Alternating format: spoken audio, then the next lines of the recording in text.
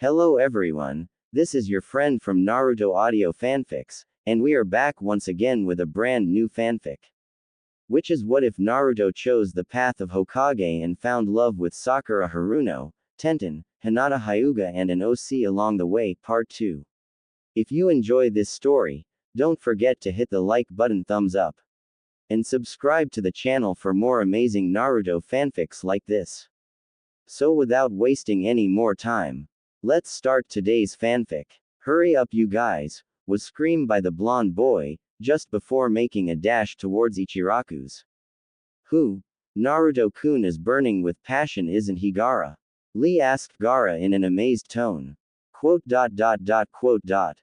Gaara's reply. The blonde boy kept running until he arrived at the ramen stand. He was as exited today as the day he first tasted ramen.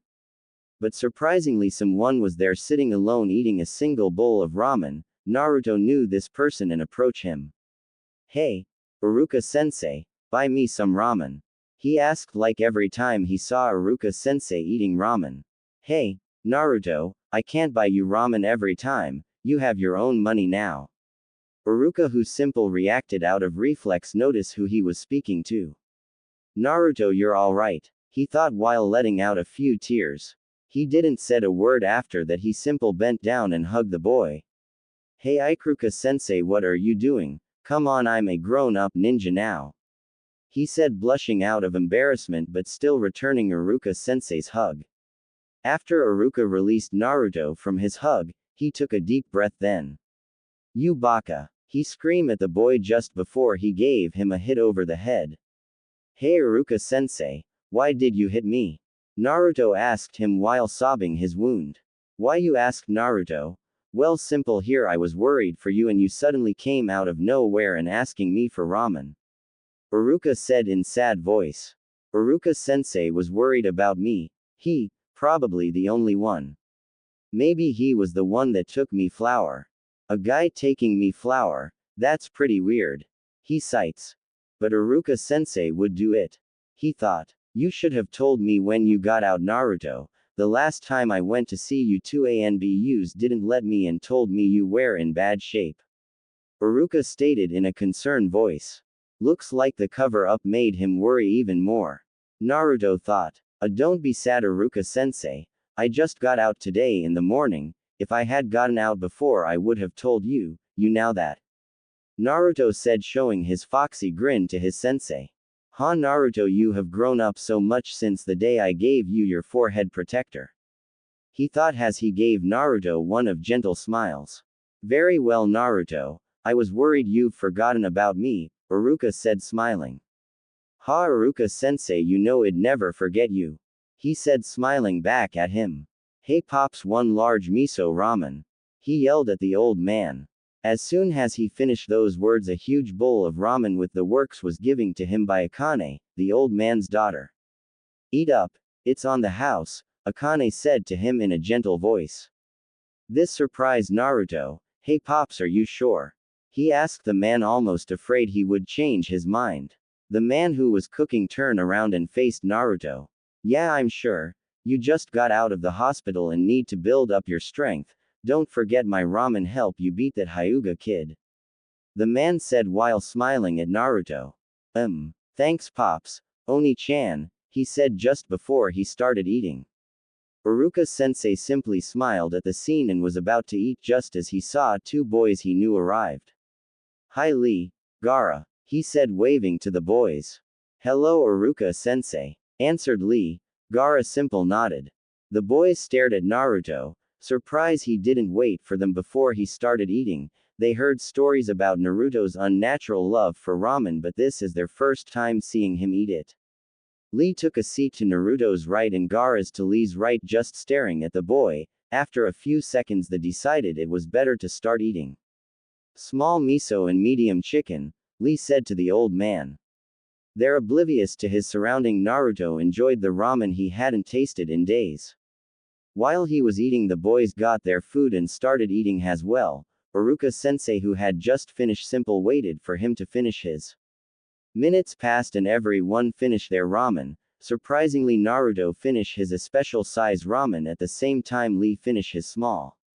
Naruto, I have to get going, I still have a lot of papers to grade. But before I leave, I have something I want to tell you. Iruka-sensei said in a serious tone. Naruto looked at his sensei and nodded.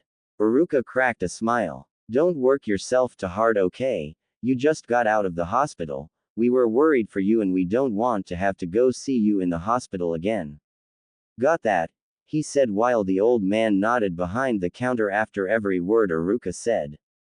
Iruka stood up and started to walk away when he was stopped by Naruto's voice. Hey Iruka-sensei, don't worry, it'll be a long time before I'm back there, and thanks for the flowers you took when you visited me. He said in an excited voice. This made Iruka-sensei fall down anime style. You baka. You're so thick-headed. I'm not the one who took you the flowers, there were other people worried about you, he said just before he left. Naruto, even if you've grown up in a lot of things, you still have a bit when it come to girls. What made him think I took him flow anyways? Iruka thought as he left. Naruto was left dumbfolded at his answer. Other people were worried. He thought, taking out his lower lip. Naruto stayed in talk with Gaara and Lee about how they were getting along, and Gaara's situation. Well, Naruto-kun, Gaara is much more in control over his rage than before, isn't that right? Lee said, looking at Gaara. Yes, when I feel I'm losing control, I go to the forest and let my rage on the trees and animals there. Gaara stated. That's great, Gaara, now you won't be alone, you already made a new friend here. Naruto said, looking at Lee. Gaara simply nodded at Naruto's statement. After that, a man appeared next to Naruto. Uzumaki, Naruto, you're wanted at the Hokage's office. A man wearing an Anbu uniform said. The man was tall as Guy, the only thing visible was his hair, which was a shade of green, his build was similar to Guy's as well. Naruto looked at the man, then looked at the sun. It was past 7 already, the sun already setting on the horizon. Ho crap, he yelled. I'm supposed to see Tsunade Obachan hours ago, she'll kill me. He yelled, jumping out of his stool. I'm sorry guys, I have to go, I'll see you guys tomorrow, bye. After that, he made a wild dash towards the Hokage's office. Everyone at Ichiraku's ramen sweat dropped. Naruto-kun, you're great, even after just getting out of the hospital you got so much energy. Lee said with fire in his eyes. Quote. Gaara simply saw him leave. Look at him. My ramen always gives him energy, the old man said. That baka, I was supposed to take him using a teleporting jutsu, it's much faster than running. The Anbu said, shaking his head. After that, the Anbu did a hand seal and went after Naruto. After the man left, Gaara and Lee stood up and started to walk to their respective house. In Yamanaka flower shop, a pink-haired girl and blonde-haired girl exchanged insults. Forehead girl, the blonde said. Ino pig, the pink-haired girl said. You just should forget about Sasuke, Sakura, Ino said with a frown on her face. What, so you'll have him for yourself, Ino? Sakura spat back. Yeah right, I'm so over that traitor, I don't care who he ends up with, there are other guys as good if not better than him. Ino said. Sakura wasn't able to answer back at Ino's words. She sounds serious. It doesn't sound like she's lying, just so I'll stop going after Sasuke-kun. She thought while she looked at Ino's eyes. Sakura, you baka. There's such great guys so close to you and you always ignore them, well, I never acknowledged none of them either. She thought. You should get over Sasuke. Hell never like you the way you do. And he leaving after you told him your feeling is the proof he cared more for his revenge and power than you. She said, pausing to see her reaction. Maybe I should help her get over him now that I'm not after Sasuke, we're not rivals anymore, we can be friends again, maybe I should her at the right guy, I'm such a good friend, it's for her own good after all. She thought, giggling a bit. You know there's great guys all around here and there's one I know you feel something for. She said, smiling, making Sakura blush. Shut up. Ino pig, yeah, shut the hell up you pig, I don't feel anything for Naruto, I still like Sasuke-kun. She said, mad at Ino. I never said you liked Naruto, forehead girl, but if that's the first person that came to your mind then you do like him, ha ha ha ha ha. Ino said, laughing that she fell at her trap. Amazing, I never imagined Naruto would be the one. Well, he is persistent. Maybe that's why you started to like him, forehead girl. I just needed to know who you liked. Now I can help you guys hook up, she thought. I don't like him, Ino, I like Sasuke, she said in an unsure voice. Maybe, but I think you're stating to look at Naruto in a new light, ho. I get it now, that's why you started to buy him flowers, didn't you, and visited him, she said at Sakura. I know he's nice, he fought Gaara to save me and he already likes me, she said, slightly blushing. What, he fought that guy for you? Ino asked in shock. Yeah, I tried to help Sasuke-kun but ended up needing help myself, she said to her. You know, now that I think of it, maybe I should make a pass at him. He sound like he's becoming such a nice guy. Yeah, I think I will, Ino said with an evil smile on her face. What the hell you will? You won't go near him, Ino pig, Sakura screamed at her. Ha, Sakura, you're so jealous already, but I'm sure you'll get over Sasuke. Naruto already feels something for you and he's not afraid to tell you, that's more than Sasuke will ever do. And with my help it's a sure thing, she thought. Are you jealous, forehead girl? Ino asked, smiling. What, I'm not jealous, it's that you're a bad influence on Naruto-kun. She was interrupted by Ino. What? That slipped out, I didn't mean it, she defended herself. Yeah, right, Ino said, smirking. After that, Sakura turned around and made her way out of the store, but on her way out she heard. Don't be so stubborn, if you like him, accept it already, he already like you, that's more than Sasuke ever will. A concern, Ino said. Sakura froze after those words by Ino, they were from her heart, she was truly concerned for her friend. Ino's serious, is Sasuke-kun really that bad? He did made me cry more than once, but I feel so happy being with him, but Naruto, I told him off more than once. I treated him so badly sometime, even if I did liked him, would he forgive me for that? But every time I'm with Naruto I feel so safe, I now he'll do anything to protect me and will keep all his promises and will never leave me, Sakura thought, looking at her reflex ion in the door. Behind her, a blonde looked at her friend, who was debating in her mind. It looks like you're thinking it seriously, Sakura. Don't worry, I'll help in every way I can, but I don't think you'll need it. Oh crap. Her eyes shot open. I forgot about her. Nah, she's too shy to do something, isn't she? Besides, Naruto already likes Sakura. But Hinata already liked Naruto since a long time, but she never told him, so she lost her chance. Well, she hasn't lost it. Oh man, this can get troublesome if Sakura doesn't do something, she thought, thinking of all the problems she can have when her two friends cross that bridge and meet in the middle. Sakura still looking at her reflex ion, she thought hard about Sasuke and Naruto, but her thought were interrupted by an orange blur passing in front the flower shop. Naruto! Sakura screamed. Ino, did you see that? Was that Naruto? She asked in a surprised tone. I didn't see anything, Sakura, she replied.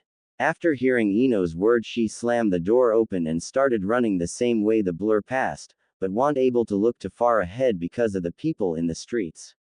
Naruto, you baka. If you're okay and you made me worry for nothing, I'll kill you for that. Hell yeah, you're dead, she thought while running at full speed. In the park, a lone girl sat in a bench looking around her to see different people living their life.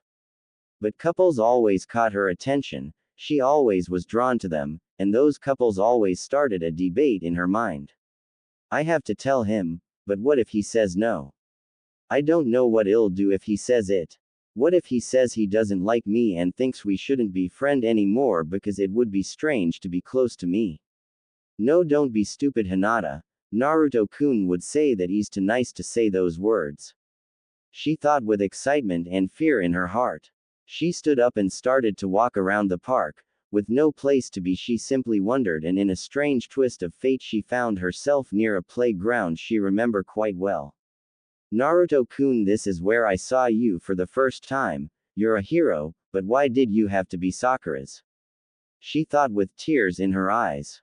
No, you're not her hero, Hinata said to herself in a determined voice, but if anyone would hear it would think different, for her stutter still was there. Naruto-kun, why did you have to be so nice to her? Why did you have to go after Sasuke, only for her? Why her? Why her? She thought. Why do you like her? She screamed out loud. After she noticed what she did, she blushed out of embarrassment. She crouched down, started to write on the ground and mumble. Why? Because you're too shy, a voice said behind her. This made her jump up in surprise. She turned around and saw the person who said that. Kurenai-sensei, she said in a low voice. What are you doing here? She asked, looking at the ground. I came to train a bit for tomorrow's mission. But I saw you and came to say hello, but I wasn't expecting to be greeted by a scream, Kurenai said to her student. Gomen I is that. I. Hinata could explain her outburst to her sensei. Kurenai was a little disappointed at her student. She thought she was doing progress on the blonde issues, but with a few visits by Sakura and a few flowers, she's gone back to square one. Like I said, Hinata, that's the only thing standing between you and telling Naruto what you feel for him. Kurenai said to her. What I don't feel any thing. A finger on her lips stopped her excuse. Hinata, I know you like him, since the tuning exam in fact. But why won't you tell him? You've talked to him before, I saw you talking to him before the main matches, Kurenai asked Hinata. It's not the same, it tried to tell him then but. She stopped and looked at the ground. Every time it tried to tell him it think of Sakura and all the times his ask her out, she said in a low voice. I'm not as pretty as she, and Naruto-kun already likes her. I thought I could tell him when he woke you up, but Sakura started to go visit him and take him flowers, she said in a sad voice. So because of a few flowers you're going to let her keep him? Kurenai said. Quote. Hinata didn't answer her words. But she's prettier than me, Hinata said nervously. Don't say that, you're as cute as she, you have a great creamy skin, lovely blue hair and a beautiful smile. I just wish you showed it to him, Kurenai said in gentle and reassuring voice like a mother only could. Quote. He already likes her, she replied. He only has a crush on her, and you don't know if he still has it, do you? She asked her sudden. No, Hinata said. That's right, you don't know if he still likes her. Tell me how many times he asked her out. She asked. A lot, Hinata replied. How many times she said yes? She asked again. None. A more confident voice was heard. That's right, Hinata. She's been mean to Naruto, and you haven't. Every guy can only take so much before moving on, and I think that when he went after Sasuke, he knew that he never would be with her. She said to give confidence to her student.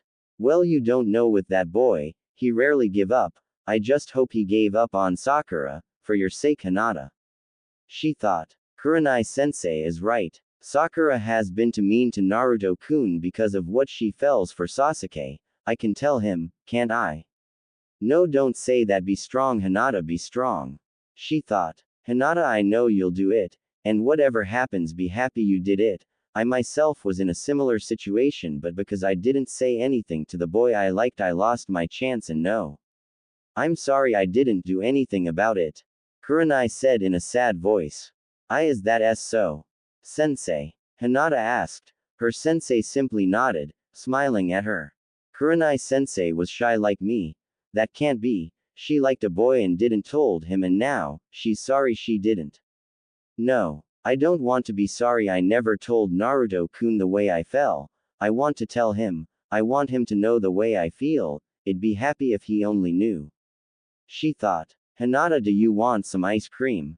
Her sensei asked to relax her a bit.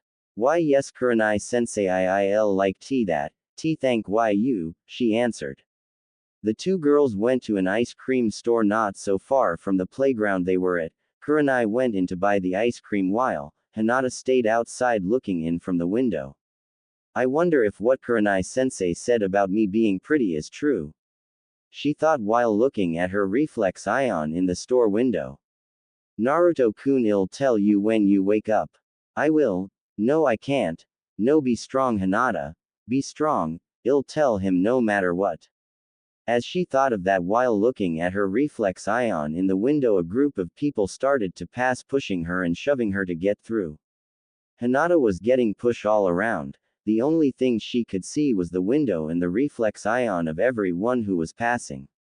But while she was focusing and wishing that her sensei would hurry up, someone wearing orange ran past the crowd. Hinata, who was seeing inside the store and not at the reflex ion, couldn't see the person's face, only the color the clothes he wore had. What, Naruto-kun? She thought. No, it can't be. Can it? He's still in the hospital. She thought, but before her mind made a decision if it was him or not, she made a dash, pushing everyone out of her way, something she had never done before. She had lost sight of the person, but she knew the way he was going. Naruto-kun, is that you? I hope it's you, she thought while she made a dash toward the person. 3 genins were running today on the streets of Konoha, a blonde one running for his life, hoping it would be spared. Oh man, she's going to kill me, he thought while running, not paying attention on the streets he was taking. His fear only pushed him to keep running towards the Hokage office. 2 girls, a pink and a blue hair one running, each took their own road, which each one chose for herself, but unknowing for it had the same reason, a slight light of hope and desire. That's the only reason they were running like never before. The hope that he is the one they desire to see once more. Naruto, if you woke up and didn't tell me, I'll kill you, for making me worry. The pink hair one thought. Naruto-kun, is that really you? Please let it be you. The blue hair one thought. Naruto ran to the Hokage's office, not thinking on how to get there, only on getting there as quickly as possible. Damn it. Dead end. I must have taken a wrong turn. Tsunade Obachan is going to kill me for sure, he said, cursing his sense of direction, unaware he was being chased by 2 kunoichis. The 2 girls were a few blocks away from Naruto. They only needed to take a turn each one to see him. Naruto was trying to think of what to do. He was completely lost. He never was in this part of Konoha before. Where am I? I can't even see the Hokage's office from here. I can only see this damn building blocking my way, he said to himself, but that last part, insulting the building for being there. Hey kid, was heard from behind him. Who? Ho, you the guy that gave me the message. What do you want? Naruto said, a little annoyed. I was supposed to take you there using a jutsu, kid. It was faster and you would had made a cool entrance. The man said in an exited voice. Naruto was surprised that an Anbu would be so exited in a simple teleporting jutsu, but he knew he had a point. It would be faster, cooler. He wasn't sure about that. He had to see it first. He didn't notice it before, but the man's mask was different from any other Anbu. It had no animal, only the leaf symbol on its forehead, the eyes and a few leaf-shaped patterns painted on his left side. It looks a lot like the one Haku used, he thought. Naruto gasped. He just had remember one of Iruka-sensei's lecture, and with the memories he had about Haku, he put 2 and 2 together. You're no Anbu, you're a hunter nin, Naruto yelled at the man. Well, half right. I'm a hunter nin, a special S-class criminal unit, but I fall into the Anbu category even if I can order them around, ha ha ha ha ha. Ops, wait, I should had said I hunt S-class criminals, that's classified, now I have to kill you. He said that last part in a sad tone. What? Wait, I won't tell anyone, I swear. This day getting worse, he thought while he took a step backwards. Really? Okay then, the man simply replied. Naruto's sweat drops, that was easy, he thought. Now let's go then, the man said, grabbing Naruto's shoulder. Okay, but hurry up, I'm in big trouble already, Naruto replied. The man simply nodded and made the proper seals. Threshold no jutsu. As the man finished those words, a circle of fire surrounded them. The flame covered them in less than a second. Naruto was afraid he couldn't see the streets anymore, only the flames that form a cocoon around them. As fast as the fire appeared, it vanished, only leaving some ash and smoke. Strangely, nothing was burned. As the last of the ash fell to the ground, a girl maid appeared from one of the roads that lead to this dead end. What? Dead end? Damn it, I was sure it was him. I was so sure. The girl said to herself, looking around the dead end. What's that? She said as she heard some body running towards her. Could it be him? She thought, waiting for the person to get there. As the person got close, she was able to tell who it was. Hinata. She asked herself. Hinata arrived gasping for air after running like she never did before, and just to find a girl she really didn't want to see right now. She gave a small disappointed look at Sakura. What? I only followed Sakura. But how? Could I swear I saw Naruto-kun on the window? No, he must be around here. She thought, looking around, ignoring Sakura. I wonder if Hinata saw Naruto too. If she saw him too, then it really was him running through the streets. Yeah, that will clear this. She thought, getting close to Hinata. Byakugan, Hinata said, startling Sakura. No, there's nobody else around here, only a few cats. Wait, who's that? That's just the Konohamaru core. She cites. I wanted it to be him. She thought just before she deactivated her Byakugan.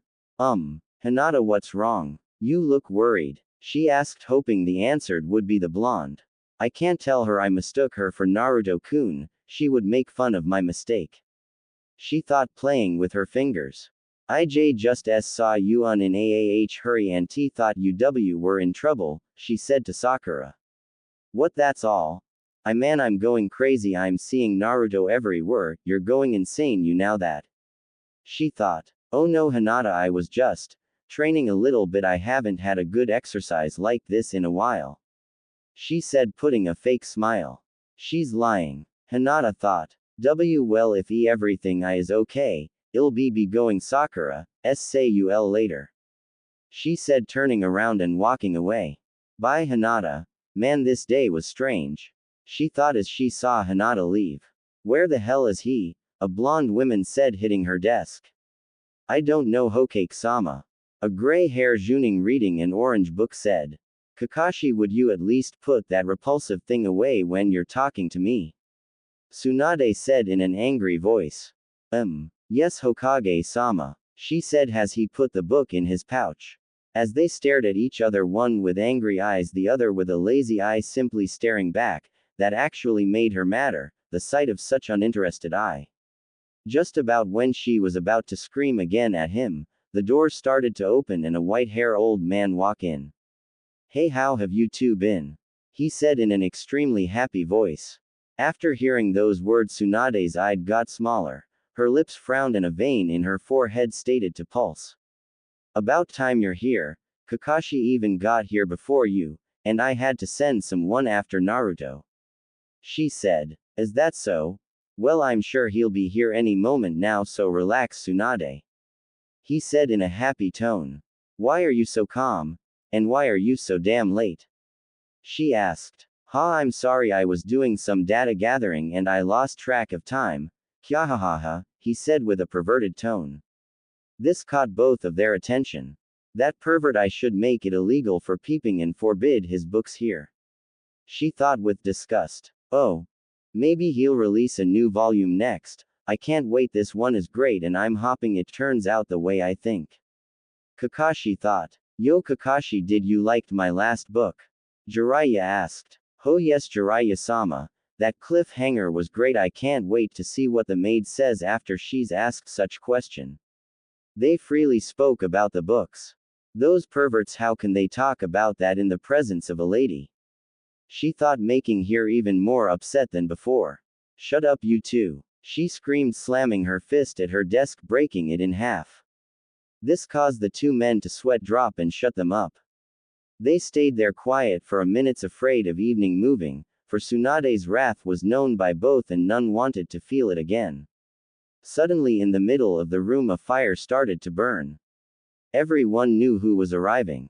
About time. Tsunade thought. Man, he's too much of a show-off for my taste. Jiraiya thought. I wonder when the new volume of Make Out Violence comes out, I'll ask him later. Kakashi thought, ignoring the fire in the room. The fire started to fade and a figure stood in the middle of the flames. It was the hunter Nin, and sitting at his feet a dazed Naruto. It's about time, Tsunade said. Gomen, Hokage-sama, but I'm sure you didn't call me back from my mission just to bring you this kid. He asked at a bare conscience Naruto. Yes, I did, she said in a calm voice. What, you can't be serious? He shut up after realizing what he just did. Tsunade walk up and pulls him down so they would be at eye level. Are you questioning me? The Hokage. One of the 3 legendary Sennin. She said with a smirk on her face. Gomen, Hokage-sama, is that I was surprised you only asked me to come here because of this boy. He said in a nervous tone. Well, not just him but still. I'm tired, so just listen at your new mission. You are to follow Naruto around, keep an eye on him, be sure nothing happens to him, she said in a cold voice. What kind of danger is this boy in? He asked. He couldn't imagine this small boy to be in such danger that he was needed to protect him. I'd be faster, which one has not, but I guess you need to now. She looked at Naruto just before starting, he was still out of it. First, he is the Cubus container and the seal has weakened, your job is to stop the Cubus escape if the need comes. Ha, so he's the container, interesting. The man simply nods. Second, Orochimaru has started to look at Naruto as a threat, he might try something funny. The man simply nods again. 3. The Akatsuki are after Naruto, they have tried to kidnap him before, this last point made the man smile. Which member have tried? He asked with a smile on his face. Tsunade brows narrowed. Kisame of Hidden Mist and his partner Itachi of Hidden Leaf, this made the man smile. Yes. This could actually be worth being called back. He thought while smiling. Yes, I happily accept the job, but why do you needed me? Why can't his sensei keep an eye on him? He asked. His sensei is Kakashi, but he can't look after Naruto 24/7, he has another job for the time being, and about that smile, it's no guaranteed he'll come after him while you're guarding him, got it? She said to the nin. So Kakashi-kun is his sensei. That doesn't matter. He was a good Anbu, but I don't imagine him as a sensei. He thought, looking at Kakashi out of the corner of his eye. This is better, I hate being after his trail, it better when he come to me.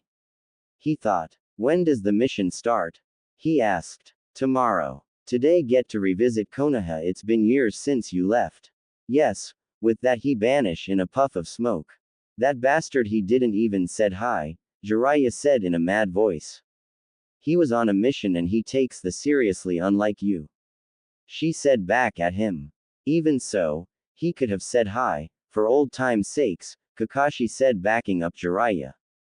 You too, Kakashi. You two are a bunch of softies, she said, mocking them. Where's mi ramen? A groggy Naruto said. You finally woke up, kid, is about time, Jiraiya said to him. Ha, Ero Sennin, where's that guy wearing the mask? That jutsu was so cool. He yelled, looking around. He didn't saw him, but he did saw his sensei, which he hasn't seen since he came out of the hospital. Yo Naruto, was all he said. Kakashi sensei, long time no see. He said back at his sensei. Can we hurry up with the mushy stuff? I'm really tired. First damn day I didn't have a lot of paperwork and I'm stuck in this office waiting for you, Naruto, she said in a mad tone. I'm sorry, Tsunade Obachan, I lost track of time and when I tried to get here I got lost. He lost track of time and gets lost. Damn you, Kakashi. Damn you, Jiraiya, I just hope he doesn't become a pervert. She thought, glaring at them. The men's sweat dropped, wondering what they did to deserve that glare. Okay, Naruto, listen carefully. He simply nodded. After you leave here you must go straight to your house. No other place. I already ordered to deliver ramen to your house. Nobody must know you trained to control the extra charca Kyubi gave you. And finally, when asked, you must say you left the hospital today in the afternoon, got it? She said, looking at the boy. Tsunade Obachan, Lee, Gaara and Iruka sensei saw me today. He said, carefree. What? I got it, just tell them you left without anyone knowing, and last tomorrow you start to train again with your team, she said. This comment made Naruto react to the image. What, Sasuke is just going to be let free just like that? He asked. Of course not, he left the village and must be punished, but he didn't do it under normal circumstances, she said to him. Normal circumstances he mumble. But he won't be there tomorrow, he still has long journey before he is accepted back in Konoha, she said to him. Yeah Naruto, don't forget the important thing is you kicked us, Jiraiya said to Naruto. Well Naruto, you should go get some rest tomorrow, we can talk about it after training, Kakashi said to his student. Okay Kakashi-sensei, but I want to hear everything, he said, surprising everyone in the room. The three were surprised at Naruto's calm and serious words. After saying that, said his goodbyes to the three, thinking two things as he leaves. Man, that Sasuke every time he gets a break, abnormal circumstances, and that was all the fuss, she sent a hunter after me just for a 5 minutes meeting. He pondered those two issues. Did you saw what I told you? Was it worth the wait? Jiraiya asked. Yes, and it was worth it, Tsunade said. It looks like he's a little more mature, Kakashi said. Tsunade smiled. Yeah, it does look like he grew up a bit after that fight, she said in a happy voice. Jiraiya, I think he's ready, we should tell him. Tsunade said, proud of the boy's growth. Are you sure? He just came back from an A-class mission, he need time to rest, Kakashi said, interrupting Tsunade's words. He's got a point. And as a medic, you know the body and mind even with a demon healing factor doesn't recover as easily from a mission like that, Jiraiya said, backing him up. Very well, we will tell him in 2 months, that will be more than enough time, but until then Kakashi, you will be his sensei as usual, and you Jiraiya, you will go gather info on our old teammate, got it? She said to the men, they simply nodded at the task given to them. Well then leave, I still have work to do. With those words the two men left, leaving Tsunade alone in her office. But first I need a new desk, she thought. AOBA, she screamed. A man wearing sunglasses walked into the office. Yes, Hokage-sama, the man said. Bring me a new desk, now, she ordered. What? But where can I get it this hour? Hokage-sama, the man nervously replied. I don't now or care, just get me one, she replied in a loud voice. The man's sweats dropped. Yes, was all he said before leaving. Man, it feels good to be home, Naruto said to himself, opening his apartment door. He walks inside his apartment, he sights in relaxation and feels that safeness only your house can provide. Just like I left it, I love this place, it's the only thing that's mine in this village. He thought as he sat in his couch. He sat there thinking of what has happened these last weeks and what can happen in the future. Man, I've been in nothing but fights and training these last weeks, first to find Tsunade Obachan, then the fight with Kabuto that almost killed me, then I get here and I work hard in helping the village, then Sasuke leaves, I have to go after him, I fight that bone guy, then I find Sasuke and I fought him. He pauses at that point. He left because of abnormal circumstances. She must have meant the seal Orochimaru gave him, she doesn't know that I found out of the seal. Having a seal is not an excuse. Why did you had to be so power hungry? He thought, sighing. Man, it's already 9 o'clock. Man, this day didn't go as I hoped, but it was fun. I saw Fuzzy Brow, Gaara, Iruka-sensei, Kakashi-sensei, Oba-chan and that hunter Nin, he was so cool, he said to himself. I really wanted to go see the guys at the hospital, I wonder if they're doing okay. I wonder how that lazy ninja is doing. Konohamaru and the guys.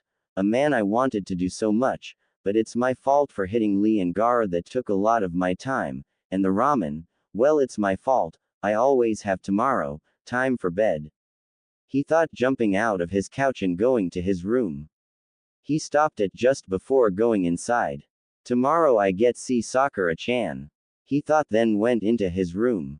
Pink hair girl walks out of the bathroom, her body covered with a towel, she sit in front of one of her mirror, and starts to brush her wet hair. I wonder why does Kakashi-sensei want to see me tomorrow in the bridge? She sighed, maybe he'll tell me I'm going to be with a new team. Without Sasuke-kun or Naruto around, I was sure it was going to happen. She thought, still brushing her hair. Naruto, do I feel something for you? I think so. Maybe. I think I do. But what do I do? I'm so confused. I love Sasuke-kun, but why was I so excited and happy when I thought I saw you today? I don't know. Everyone has told me that I have a crush on Sasuke-kun. If that's a crush, what do I feel for you? She thought, looking at herself in the mirror. I have to tell him, but what will he say? He always asked me out and said he liked me, but when I went out on a date with him it was only so we could talk about Sasuke-kun. Even then he tried to make me happy, reassuring me that Sasuke-kun would be alright. She said to her reflex ion. I have to tell him, but I'm not sure anymore he'll say it back. He hasn't asked me out or said he liked me since he came back with Tsunade-sama. I was so mean to him, I treated him so he forgive me. She thought, looking straight at her own green eyes. A blue-hair pale girl wearing a kimono sat in front of a tall man, and to her right sat a smaller girl with long black hair. Hinata, Hanabi, I have called you to tell you that I am leaving on a mission. This surprised the two girls. But Otu-san, you never go on missions, the smaller girl said. Yes, I'm aware of this, but this mission is one I wish to do, for the sake of our village and family. I would be lying if I tell you I'm not slightly afraid, but fear is no excuse for not doing what one desires. He said to his daughters. I'm slightly afraid, but fear is no excuse. Hinata was surprised at his father's words, one which she never heard him say. Otu-san is so cool. But if he's nervous, this must be a very important mission. Hanabi thought. After those words he stood up and looked at his daughters. Hanabi, Hinata, be strong while I'm away, don't give to your fears, and honor our clan. Remember, the Hyugas are the strongest in Konoha. He said just before he left the room. Hey Oni-chan, I'm going to bed now. If you want to train with me, I'll be in the South Training Hall at 5 in the morning, okay, good night. She said before standing up and going to her room. Hinata stayed there sitting, looking at her family symbol on the wall in front of her. Be strong. Don't let fear stop you. I have to be like that. I can't let my fears beat me. Otu-san and Kurenai-sensei are right, I can't let my fears control me. She thought, standing up. Fear won't stop me, not anymore, she said to herself. I will tell him. I won't let my fear stop me anymore. If I don't, I'll regret it. I will take Kurenai-sensei's and Otu-san advice. I will be strong, I won't let my fear. I will tell him, maybe. She thought. A calm morning came upon Konoha. Everyone enjoyed life in the village. The ninjas worked extra hard for the village. Commoners enjoyed and kept the life in the village. Everyone was happy except for one mad Kunoichi. Damn you, Kakashi-sensei. What could you possibly want to see me for? Especially this early in the morning. Why do I even go this early? He probably will be late again. Yeah, that late bastard. I should go home and sleep for a couple of hours more. She thought while she made her way through the streets. Good morning, Sakura-san, a green-dressed boy said to Sakura. Sakura, who was seeing at the ground while walking, looked up at the boy. Hi Lee-san, what are you doing this early in the morning? Sakura asked the boy. I just finished my morning training, Sakura-san. I doubled my training since yesterday. He said in a proud voice. This statement surprised Sakura. What could make the already hard-working genius work even harder? Is that so, Lee-san? But be careful, it's only been a couple of weeks since you had that operation, so be careful, Sakura said in a concerned voice. I'm touched you're worried for me, Sakura-san, but I can't be left behind by one of my rivals, Lee said, clenching his fist. This caught Sakura's attention. All of Lee's rivals were in the hospital. Rival? But every one of them is in the hospital. Neji, Sasuke-kun, Naruto, could it be Gaara? She thought, wondering who it could be. Really, Lee-san, who could possibly leave you behind? She asked in a joking tone. Sakura-san, I'm grateful for the confidence you have in me, but I haven't trained as hard as I should be. I just started to train a few days ago, but Naruto was training the very day he left the hospital. Lee said. This last word hit Sakura like a ton of bricks. She was in shock, but recovered in a few seconds. She got right up to Lee. Then without a warning she grabbed Lee by the collar and started to shake him furiously. Naruto. Did you just say Naruto, Lee-san? She screamed at the boy as she shook him madly, almost choking him to death. "See, can't breathe. Sakura-san," Lee struggled to say. Sakura reluctantly let go of his collar, but still held on to his clothes and looked at him with anger in her eyes. "What about Naruto, Lee?" Sakura said again. Gulp. "I saw him yesterday. He was training, and we talked. He said he left the hospital yesterday, and what?" Sakura cut him off. That's all, a scared Lee said. After saying those words, Sakura released Lee from her death grip and started a dash toward the meeting place they always had, leaving a frightened Lee behind. "What the hell? Why didn't you see me the day you got out? I was really worried," she thought, running to the bridge. As she got to the bridge she still was thinking of the boy. "I was so afraid I'd lose you. I don't know what I would do if you weren't there anymore." "There's no one here," she said as she looked around. "He's always here about the same time as me. Where could he be?" she thought. The girl walked to a tree near the bridge, and sat in front of it using it as support. "I ran here, that's why he hasn't gotten here, that's why, yeah, that's got to be it," she said, reassuring herself. An hour since the meeting time passed and still no sign of the blonde boy. He's not coming here. Kakashi-sensei is going to change us to different teams. I couldn't sleep because of that fear, and it came true, she thought with tears coming out of her eyes. "I thought we would stay in the same team no matter what. Naruto, you baka. You've only been getting my hopes up, and letting me fall. You baka. I don't know why I thought I liked you. I didn't sleep thanks to you, worried about being in the same team and thinking yawn of a way to say I like you," she thought that just before she fell asleep. There in front of the tree laid a sad, disappointed Kunoichi. A girl whose heart had been crushed so many times. Tears still ran from her green eyes. Her sleep was anything but calm as her eyes twitch. Her arms hugged her legs, trying to forget the feeling of loneliness she is in. Her voice was heard but only a word could be understand. Naruto. While the girl was in her pain of loneliness, a boy just extended his arms towards the sky. "Man, I slept great," he said just before he looked at the clock. "Nani? I'm late, I'm very late, aw man," he said, putting his clothes on. "Aw man, I don't have time for breakfast either, man, this sucks," Naruto thought as he passed his kitchen and made his way out the door. The boy ran through the streets for a few blocks before he stopped, and realized something he never thought of before. "Why am I worried? Kakashi-sensei is never on time, man, I can actually relax. Why didn't I realize this before? I always ran to get there on time," he thought. The boy started walking instead of his usual running. He was still thinking of why he was always early if his sensei was always late, and not by a few minutes, but a few hours. While the boy walked, a shadow stood in front of him. "You there, wait," the man in front of Naruto said. "Oh man, a villager who blames me for his losses, when the Kyuubi attacked. Man, I hate it when they do this," he thought, looking at the floor. "Wait there, you look like you haven't eaten. If you haven't, then come in and try our new taiyaki special, found only here in Meihara's restaurant," the man said in a very friendly tone.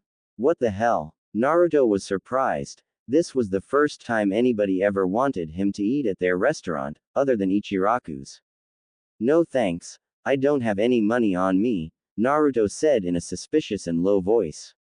"Ha, that's a shame, but no one can be denied such a wonderful treat." As the man said that, he gave Naruto a small sample bag, and moved to another person passing by. Naruto was suspicious, and kept walking, not eating anything but still not throwing it away. The boy kept walking until his jacket was pulled from behind.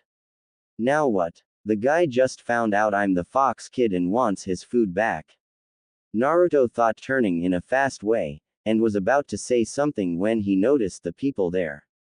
Two small boys, about the same age as Konohamaru, looking at him.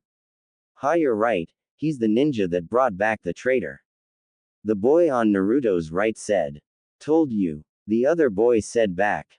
Hey Ni-chan, you're so cool. My dad told me you brought back a traitor from that really strong clan, what's its name? The boy to his right said. Uchiha, you know the copy guys, the other said.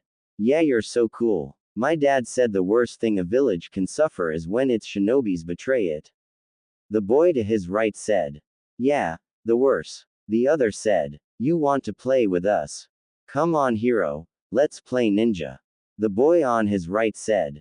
Yeah, come on and play with us. The other said. What? This is really weird. I don't know what to do. Wait a minute, I got it. Naruto thought. Sorry kids, I have training today, but I'll play with you some other day. Ah, was heard by the disappointed boys. Here, take this, it's for not playing with you guys. As he said that, Naruto gave them the samples he got from the guy. Thanks Ni-chan, both the kids said as they left. That was pretty cool, Naruto thought. The boy kept walking wondering why everyone was so nice to him today. What the boys said had caught his attention, now some people saw him like a hero. This was a big change for him, who was seen as the killer of a hero, the Yondaime. He was a few streets away from the bridge when he saw two girls in front of him. He noticed they were staring but ignored them. The look they gave him, it was very different from the cold stares he was used to. When he was side by side with the girls, his arm was held and a voice was heard. You're Naruto, right? A voice said in a joking manner.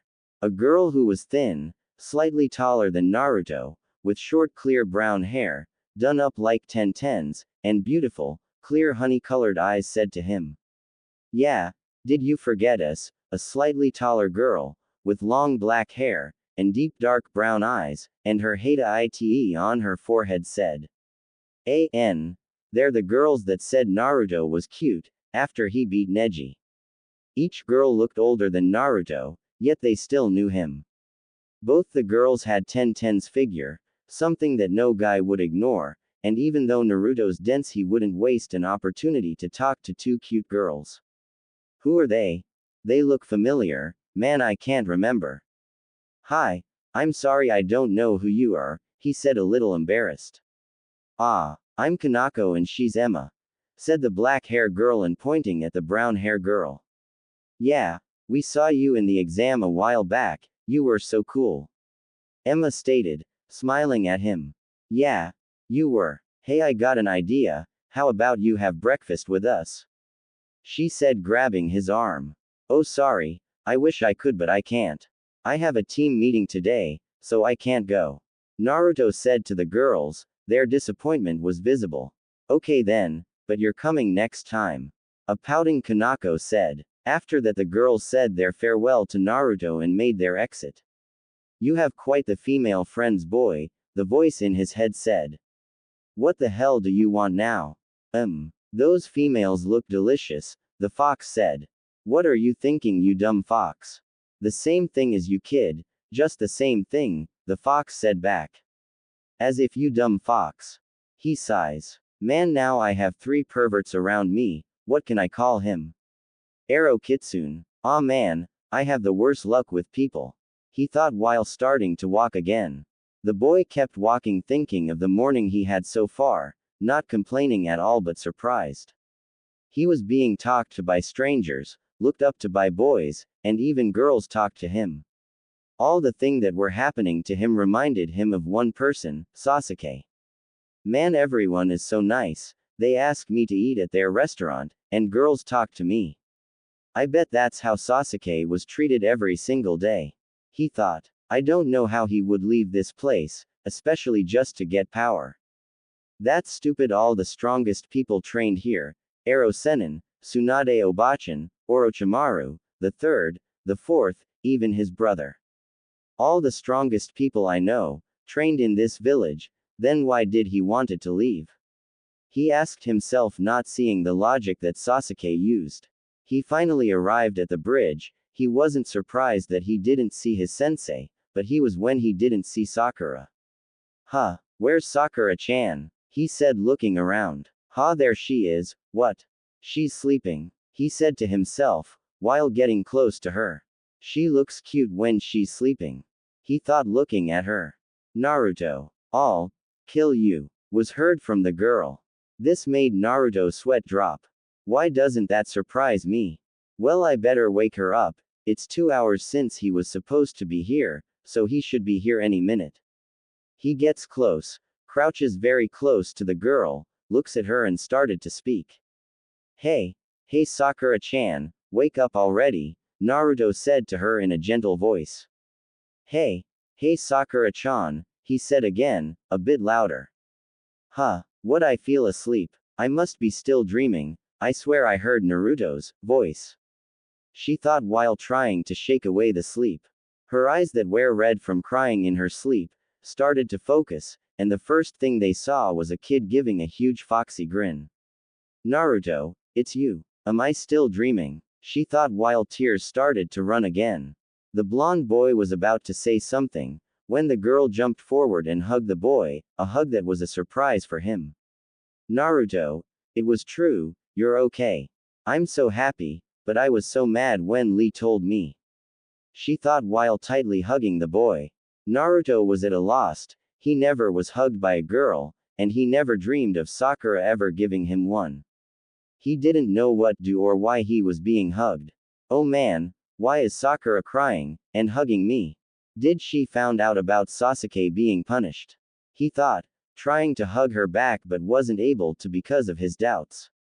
Sakura broke the hug, her eyes running with tears, her body shaking with every snivel she let out. She took a deep breath and tried to speak. Naruto, you baka, why didn't you told me you left the hospital yesterday? I was so worried. Sakura said, crying and sobbing. After that she hugged him again harder even than before. What? She was worried for me, she was crying because of me. He thought before hugging Sakura back. He wanted this moment for so long, since he could remember he always wanted someone who cared for him, not just Iruka-sensei, or the Hokage. He wanted a friend who cared for him that would be worried about him, a friend that he could see every day. He thought he finally found one for most it was nothing, but for him it was such a beautiful and large number. The fact that it was Sakura made it all the more worthwhile. He hugged me back. No boy ever hugged me before, only my parents have hugged me. I feel safe, so happy. I would have never imagined it would feel so nice to be hugged by him. She thought while pressing her face onto his chest. The boy started to rub her head trying to calm the crying girl. They stayed like that for a few minutes, neither one of them letting go of the other. Naruto simply lifted his head and tried to calm her. I'm sorry, Sakura-chan, yesterday wasn't such a good day. I had to sneak out, then I heard Lee and Gaara, then this guy wouldn't stop following me, then a meeting with Tsunade Obachan. He looks at the girl who was unfazed with his explanation. If you're sad because I didn't see you yesterday, it's not that I forgot or I didn't wanted, it's that I just couldn't. I wanted to do a lot of things yesterday and seeing you was one of them. He said, slightly blushing. The girl looks up at the boy. She wasn't crying anymore, but her beautiful emerald eyes were red from the tears. Really? The girl asked. Yeah, of course you know I would have seen you if I could, Sakura-chan. After this the girl let go of the boy. They sat face to face looking at each other. I can't believe I'm crying. I was sure I was going to kill him and scream at him. She thought. Thanks, Sakura-chan, was heard interrupting her thoughts. Why are you thanking me, Naruto? This surprised the girl. She had never received a thank you from the boy. Because you went to see me, took me nice flowers and were worried about me. Naruto said, smiling at her. Oh, it was nothing, was all Sakura could say, trying to hide her slight blush by looking up at the sky. But why did you take me two different types of flowers? He asked just out of curiosity, not really caring about her answer. I didn't take you the violets. Hinata took you those. She visited you too, you know. She went almost as often as me. Liar. Liar, how could you lie to him? Sakura said to him. This was a surprise for him. Of all the people in this village, she wasn't the one he expected to take him flowers. Such a shy girl he knew, which he only spoke to on a couple of occasions, yet that didn't matter to him. He felt happy, excited, moved, and more emotions he never knew a girl visiting him could create. Hinata visited me, he thought, smiling a bit. Why do I feel so happy? Only because she visited me. Why did you? Hinata-chan. Naruto thought. Naruto looks too happy just because I told him Hinata visited. She thought as she looked at the boy. Hey Naruto, she interrupted his thoughts. Yes Sakura-chan, he replied with a smile. Well, I have something I want to tell you. She said, blushing. I know I've been mean to you and I hope you can forgive me, even if you don't feel the same way. I just wanted you to know, I think I'm starting to leave. Oi, Naruto. Sakura, Kakashi interrupted her. Words. There she laid in shock. How was it possible that fate itself would stop her at such a moment? One that always seemed to be interrupted by someone. When she tried to say it to Sasuke, it was Naruto, and now fate was using her own sensei as the tool for it. Her sensei, who was in front of them, was surprised at the scene. Naruto and Sakura sitting very close to each other, Sakura blushing crimson red, and Naruto, well, Naruto was Naruto, but didn't look as confused as always. His lazy eye opened more than usual in surprise. Did I interrupt something? He asked. You're late. Naruto screamed at his sensei. While Naruto was screaming to their sensei, Sakura was cursing herself. Damn it! Damn it! Why me? Damn you Kakashi-sensei, why? She said in a very low voice. No, you didn't interrupt anything, Kakashi-sensei. I just want to know why you were late. Naruto said in an angry voice, while Sakura was biting her lips so she wouldn't scream insults at her sensei. Sakura, who just recovered from her disappointment, tried to act calm. Kakashi-sensei, why are you late today? She asked. Oh, I just went to pick up your new teammate, Kakashi said. Liar. Wait, that doesn't sound like a lie. Sakura said back to him. Of course, when do I lie to you guys? Kakashi said back, causing the two to glare at him. So is Sasuke-kun never coming back to our team? Sakura asked. Man, she still cares. Naruto thought. Don't worry Sakura, he'll come back when he's ready. Kakashi said, reassuring her. So guys, here's your new teammate. Pointing at the bridge. A figure slowly walked towards them from the bridge. It was slowly walking their way, almost afraid of getting there. The two were shocked. Neither of them expected that person to be their new teammate. Naruto ran towards his new teammate. Hey Lee, you're our new teammate. Naruto asked, excited. Yes Naruto-kun, I'm your new teammate, Lee said while taking his good guy pose. Lee, why didn't you tell me you were going to be with us this morning? Sakura asked him. I didn't have the chance, Sakura-chan. This answer caused her to blush. Hey Kakashi-sensei, why is Fuzzy Brows with us? Did something happen to Tenten? Naruto asked. No Naruto, she's fine. The thing is Guy, Kurenai, and I were told to disband a team temporarily so there would be 2 3-man teams. So we played a game. Guy lost so his team got split up. He said. Oh, that reminds me, today we have a little practice match with Kurenai's team, he said, smiling under his mask. Alright, a match. I can beat anyone on that team. Wait, if Tenten went to Kurenai's team, doesn't that mean there's Shino, Tenten, and Hinata? That's 2 girls. Isn't that weaker than our team now that we have Fuzzy Brows? Naruto said, stating more than asking. I wouldn't be so sure Naruto-kun. Tenten is a weapon specialist. She can hit 100 targets out of 100 tries, Lee said, proud of her skills. Yeah, you're right, and Hinata isn't weak either.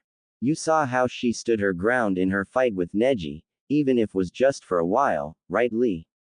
Naruto said back. What are they both that strong? I can't be the weakest, can I? I fought Ino and tied, but Ino isn't that strong either. She thought, cursing herself for being weak, so weak that the 2 boys in front of her had saved her before. I can believe I'm weaker than Tenten, but I'm not weaker than Hinata. Yeah guys, girls can be as strong as you boys. Take the Hokage for example, she's stronger than Guy or me. He said, smiling. Hey Lee, was heard. Ho, it's Tenten. Hi Tenten, Lee shouted back. They're walking in the streets. A jolly Ten waved at them, Shino, slowly walking, and behind him was Hinata shyly walking. The three stopped in front of the new Team 7 exchanging hellos. Naruto, are you okay? Shino asked. Yeah, I'm fine, but it looks like you're the lucky one, getting two cute girls as teammates while I only got him, he replied, pointing at Lee next to him. This caused a little reaction from the green boy. Hey Naruto, your sweet talking won't work on me. But I'm glad you're okay, now we only have to wait for Neji and the others. Ten said, smiling at the boy. Naruto-kun, you're okay, I'm so happy you woke up. Now I can tell you. Wait, did he just say he thinks I'm cute, like Ten? Hey Hinata. She heard. Hi-en Naruto-kun, I'm so glad why you're okay. Hinata said, blushing and touching her fingers. Naruto walked up to Hinata and hugged her. Hinata, thank you for visiting me, worrying for me, taking me flowers, caring if I was hurt. He whispered to Hinata. Hinata and everyone was surprised about what Naruto did, but two more than the rest. What? Why did he hug her? What the hell? The pink-haired girl thought, trying to hide her slight anger. Naruto-kun, he's hugging me. I feel lightheaded. No, don't faint Hinata. You've dreamed of this moment. I can't faint now when it finally happens. What do? Do I hug him back? No, I can't. What would they think? But when will I get another chance? Hinata thought, trying with all her strength to put her hands around him. What is she doing? Sakura thought as she looked as the small girl put her hands around Naruto. Hinata, she's smaller than Sakura. It's nice being taller than someone for a change. She smells nice, like flowers, but not so strong as Sakura. It's more subtle but nice, very nice. He thought, holding her close. I'm so happy. His arms feel so nice, they're holding me in a gentle way, just like I imagined Naruto-kun would, and I'm hugging Naruto-kun too. I have to tell him now, it's the perfect moment.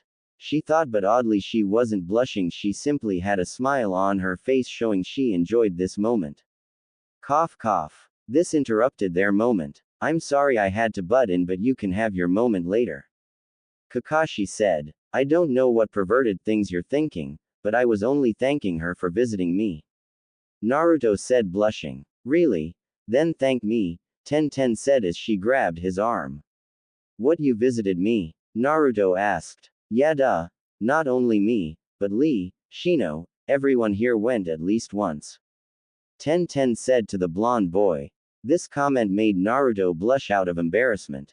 It looked like his emotions of having someone who cared about him overpower the fact that he acted as he did while in front of 5 other people, who by the looks of it also visited, and cared if only a little for him. Naruto's and Hinata's blush made them wonder if that's the only reason he did it, especially Shino, who knew Hinata's likes and her dislikes. Oi, this is training, you can chat after it. It's going to be Naruto's team versus Shino's, one-on-one matches chosen at random. After saying that, Kakashi took out a bag with their names in it. In this bag I have Naruto's, Sakura's and Lee's names, pick them, he said to Shino and company. Ten walked up and picked one. I got Naruto, lucky aren't I, she said, winking at Sakura and Hinata. This made them both blush and look away. Naruto's reaction was a little different. A girl? I've never fought a girl other than Tsunade Obachan. Now Hinata walked up, she slowly pulled out a name. Sakura, she said in a quiet voice. Sakura's reaction was joy. I can show them I'm not weaker than her and make her pay for hugging him. Sakura thought, having 2 motives for whining. Well, then the last match would be Shino versus Lee. Well guys, after the matches are done you have the day off, and tomorrow we have a mission together. See class, if you're wondering. Naruto, see you. Kakashi said before puffing out. What the hell? We were going to talk about Sasuke, man, this bites. Naruto thought, forgetting about his sensei and thinking about his fight. Well, he's gone. Let's get this started. Naruto said, pointing at Ten. Sure, and don't worry, I'll finish it quick Naruto-kun, she said to him. This made the other girls a little mad at the way she's been talking to Naruto. After exchanging slight trash talk, They walked to a clearing with only a few trees, that was away from the meeting place where they watch each other eye to eye. Naruto prepared his hands for his Kage Bunshin, and Tenten got ready to draw her weapons. Lee walked in the middle of them like referee and raises his right arm and screams like he always does when he's excited. Fight. After hearing those words, Naruto ran straight at Tenten. She simply stood her ground and drew two kunais. Fight was heard and Naruto made a straight dash towards Tenten. Kage Bunshin no Jutsu. Naruto yelled as two clones appeared, one on each of his sides. They spread out trying to surround Tenten, but she was unimpressed by the blonde boy's move. She had seen him try this before, so she simply smirks at the blonde boy's actions. That's not going to work on me, she said to Naruto. This didn't faze the boy, as just he kept going with his dash. Puff puff was heard and Naruto stopped in his tracks, both of his clones were destroyed. What happened to my bunshins? He asked himself, looking around to find something that could explain it. Suddenly he flinches, "Ah, my shoulder hurts," as he grabs his shoulder. What a needle, he thought. Yeah, that's one of mine, Tenten said to Naruto. But I didn't even see you throw it. He asked. Ha, like I'm going to tell you how I did it. As she said this, she made a chakra-powered jump, getting quite a bit of distance. The girl measured Naruto's distance, and drew 3 kunais with her right arm and multiple needles with her left. He won't be able to dodge this. Tenten thought. The girl threw the kunais slightly towards Naruto's left, making him jump to the right by instinct, but a swarm of needles already were on the way. The 5 needles hit Naruto's right shoulder just like the last one, making him fall down out of pain. Damn it, why can't I see them? He thought. You're focusing too much on dodging. She appears to be a weapons specialist and a medium to long range one by the looks of it. The fox said to Naruto. Well duh, I know she's one, so what should I do? Naruto said back, oh it. You can do 2 things: fight long range with long range, or get in there even if you get hit. The fox suggested. But I still can't see the needles coming, they're too small and fast. Naruto said. Ignore the needles as they do only slight damage to you anyway. I can heal the wounds as quickly as the needles hit you, just show your strength. The fox said to him. Got it, he said, standing up. Kage Bunshin no Jutsu, he said again, but this time 14 clones appeared. Okay, you know what to do, he said to the clones and tried to get close to Tenten, once again. What again? I guess I need to do more damage. She thought, taking out kunais and shurikens. As she does that, Naruto is charging at her. You need a better strategy. Tenten thought and started to throw the kunais and shurikens at him. Clang clang. What? She yelled as she saw her weapons hit the ground. How did he? She started to look around trying to find the reason. What the? She gasped as she saw 4 Narutos on a tree behind the rest of them. Smiling at her, showing her the shurikens they used to stop her attacks. She smiles, fighting long range with long range, and covering yourself. Smart, but let's see how good your aim is. As she thought that a clone tried to get a punch in, but she evaded it by jumping back. Close but not yet, she said to him. She took out a scroll and jumped over all the Naruto's heads. She glided in the air, almost floating, as she opened the scroll, twisting it around her in an almost artistic way. She started spinning in the opposite way of the scroll, touching every symbol on it, and with each symbol a weapon appeared. Take this, she yelled as she started to throw kunais, shurikens, scythes, small swords, needles, and an entire assortment of weapons at Naruto below her. Her hits were clean, taking out 5 clones with her first barrage, creating a huge smoke screen. She didn't care about this as she kept throwing her weapons. She knew where the rest of them were. All of her weapons were too many for the other clones to stop, as she overpowered the clones by throwing so many weapons. At the end of her technique, she simply threw a kunai at each clone in the tree, taking them out. With that, she landed in front of the smoke screen, happy with herself for beating Naruto. Ho Tenten, you're great, was heard, making her sweat drop. Naruto, you can't let her beat you. You baka, was heard from the pink hair girl. Naruto-kun, was only whispered by the blue hair girl. 1010, proud with the support her ex-teammate gave her, waves at him. You shouldn't dropped your guard, was heard. This made 1010 turn around quickly, with barely just enough time to see the blonde's fist coming straight at her. Poor 1010 was hit by his fist, sending her backwards. Kage Bunshin no Jutsu, as he said those words, 4 clones appeared surrounding her. One of the clones took a swing at the dazed girl, but she was able to stop it. Another one tried to kick her, but she was able to block this one as well. Even though she was outnumbered, she showed that she has fought against taijutsu specialists, by being able to stop all of Naruto's attacks.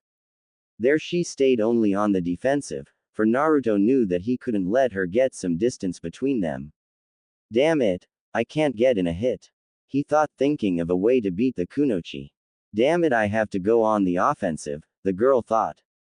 There they stayed, not one being able to get a hit on one another, even though Naruto had the advantage of numbers. In a sudden rush, Naruto and one of his clones tried to kick 10-10 one on either side. This made the girl block each hit with one of her arms. There's my chance, thought Naruto. A clone quickly got in and punched her in the face. The rest saw it and made their move, kicking her upwards, lifting her and starting the Naruto combo. Uzumaki Naruto Renden, was heard as a downward kick hit 10-10, sending her crashing to the ground. Yay! I won! I won! The boy celebrated as he saw 10-10 on the ground. As his clones disappeared, he got closer to gloat at her. Puff was heard as she turned into a log. What the hell? 10-10's actually a log. He thought, looking at it. Stupid kid, that was Kawarimi no Jutsu. Now look around and find her before she can attack you again. The fox said to him, disappointed. Naruto actually thought she was a log. Naruto's head turned left and right, trying to find the girl. There she is. What is she doing with those scrolls? Ha, she isn't going to do that dragon thing, is she? He thought while holding his head in horror. The boy pondered, seeing her in fact starting her Sushoryu technique. Don't just stand there, stop her. I know, Naruto said to the fox as he ran, but it was too late. And in a puff of smoke, 2 dragons shot up, circling each other. Each dragon became a scroll circling 10-10, who was smirking at Naruto, who fell for her basic jutsu. Damn it, now what do? I don't know any jutsus that can reach her up there. Really? How about the new Rasengan? The fox suggested. What, I can't use that? Last time I almost killed Gaara. For crying out loud, what chance does she have of surviving it? Naruto yelled at the fox. If you still can't control how much of my chakra you use, then I'll cut you off from most of my chakra. You'll only receive a bit and only to the Rasengan, but because I'm only lending you such a small amount, your wounds won't heal as fast while I cut you off from it. The fox said. With those words, Naruto started to form the Rasengan in his right hand, infusing it with his chakra and a small amount of the demon's chakra that caused it to flash red for a second. This technique didn't go unnoticed by the genins. That's the thing that hit me.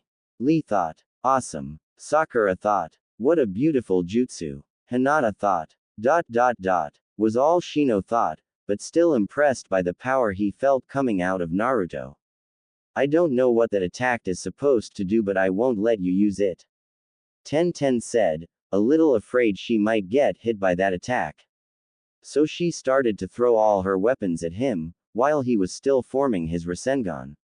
Damn it, I need a little more time. As he thought that, he extended his arms using the Rasengan as a shield.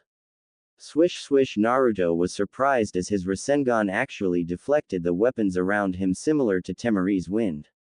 Cool. I didn't know I could do that. Must be all that chakra I put in it. As he thought that, weapons hit just a few inches away from him, some even scratching him. His chakra, although doing about the same thing as Temari's wind, it just didn't have the same power and effect the wind did, because that wasn't its purpose. Finally, the boy said as he extended his arm, throwing it like it was nothing more than a simple ball at 10-10. But the boy discovered it wasn't as easy making a stable Rasengan in battle and with such a small amount of demon chakra as it was practicing. Just a few inches from his hand a kunai hit the sphere, making it lose its stability, causing it to lose its perfect spherical form and started leaking chakra. Damn it, this isn't good, the boy said to himself, seeing an unstable Rasengan a few inches from where he was standing. Ten, who just threw her last weapons not at Naruto, but at his Rasengan, hoping that would stop it. As her last weapons hit the Rasengan, boom, a huge explosion occurred, shocking everyone, especially Naruto, who couldn't believe his ace turned into such a wild card. Ten wasn't forgiven by the explosion as she was sent flying back from it, but she was mainly hit by the shockwave, letting her recover and land on her feet. There everyone waited for the smoke to settle, all of them were shocked and unable to say a word. How such a simple practice fight became such an intense fight nobody knew, both of them using their best attacks and strategies against each other. The smoke cleared and in the middle of the crater, a knocked out Naruto laid. Stupid child, you don't have much endurance without my help, the fox said, mocking Naruto, who wasn't able to talk back to it. I won, Ten yelled, turning at her fellow teammates, and giving them a V for her victory. Who? Great work Ten. Wait, I'm in Naruto-kun's team now, Lee said, turning his good guy pose into tears. Impressive, Shino said under his breath. Naruto Yubaka, how can you beat Neji, Gaara, and Sasuke-kun but not Ten? Sakura yelled, disappointed of her teammates' performance, and the fact that she was much weaker than Ten made her mad. Good work Ten-san, Hinata said shyly, secretly sad that Naruto lost. Ten happy because of her victory dragged Naruto's body towards the rest of them. Sorry, I think I played too rough with Naruto-kun, she said, causing a small death glare from Sakura, and even from Hinata. Don't worry, it's my fault he got hurt, so I'll take care of him, she said, sitting next to Hinata and Shino, while putting Naruto's head on her lap, letting him peacefully rest. This caused a few reactions from the other genin. That bitch, how dare she do that? Sakura thought, being backed up by inner Sakura, that bitch will burn in hell. Yeah, burn bitch burn. Ten, how can you do that in front of everyone? Hinata thought, fearing the worst from Ten. Who Ten is so bold, her youthful spirit is overtaking her. Guy sensei, girls can be so bold. This is great if Naruto-kun is out.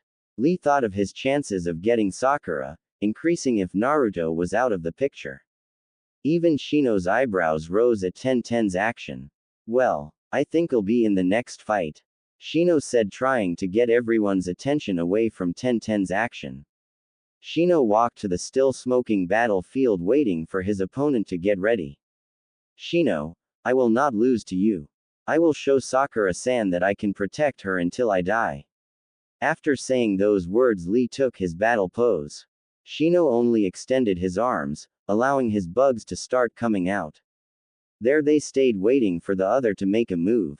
Come on, fight already, Sakura yelled. This caused Lee to charge, giving a kick to Shino, which his bugs blocked, but at the same time his bugs started to grab a hold of Lee's leg, covering him. Damn it, it's like Gaara's sand, he thought as he forced himself loose from the bugs and putting some distance between them. Lee once again got close to Shino, starting with a leg sweep, which Shino dodged by doing a backflip.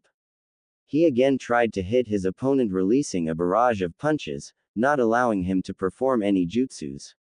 Shino wasn't able to block all of Lee's high-speed punches, but lucky for him his bugs blocked the ones he didn't.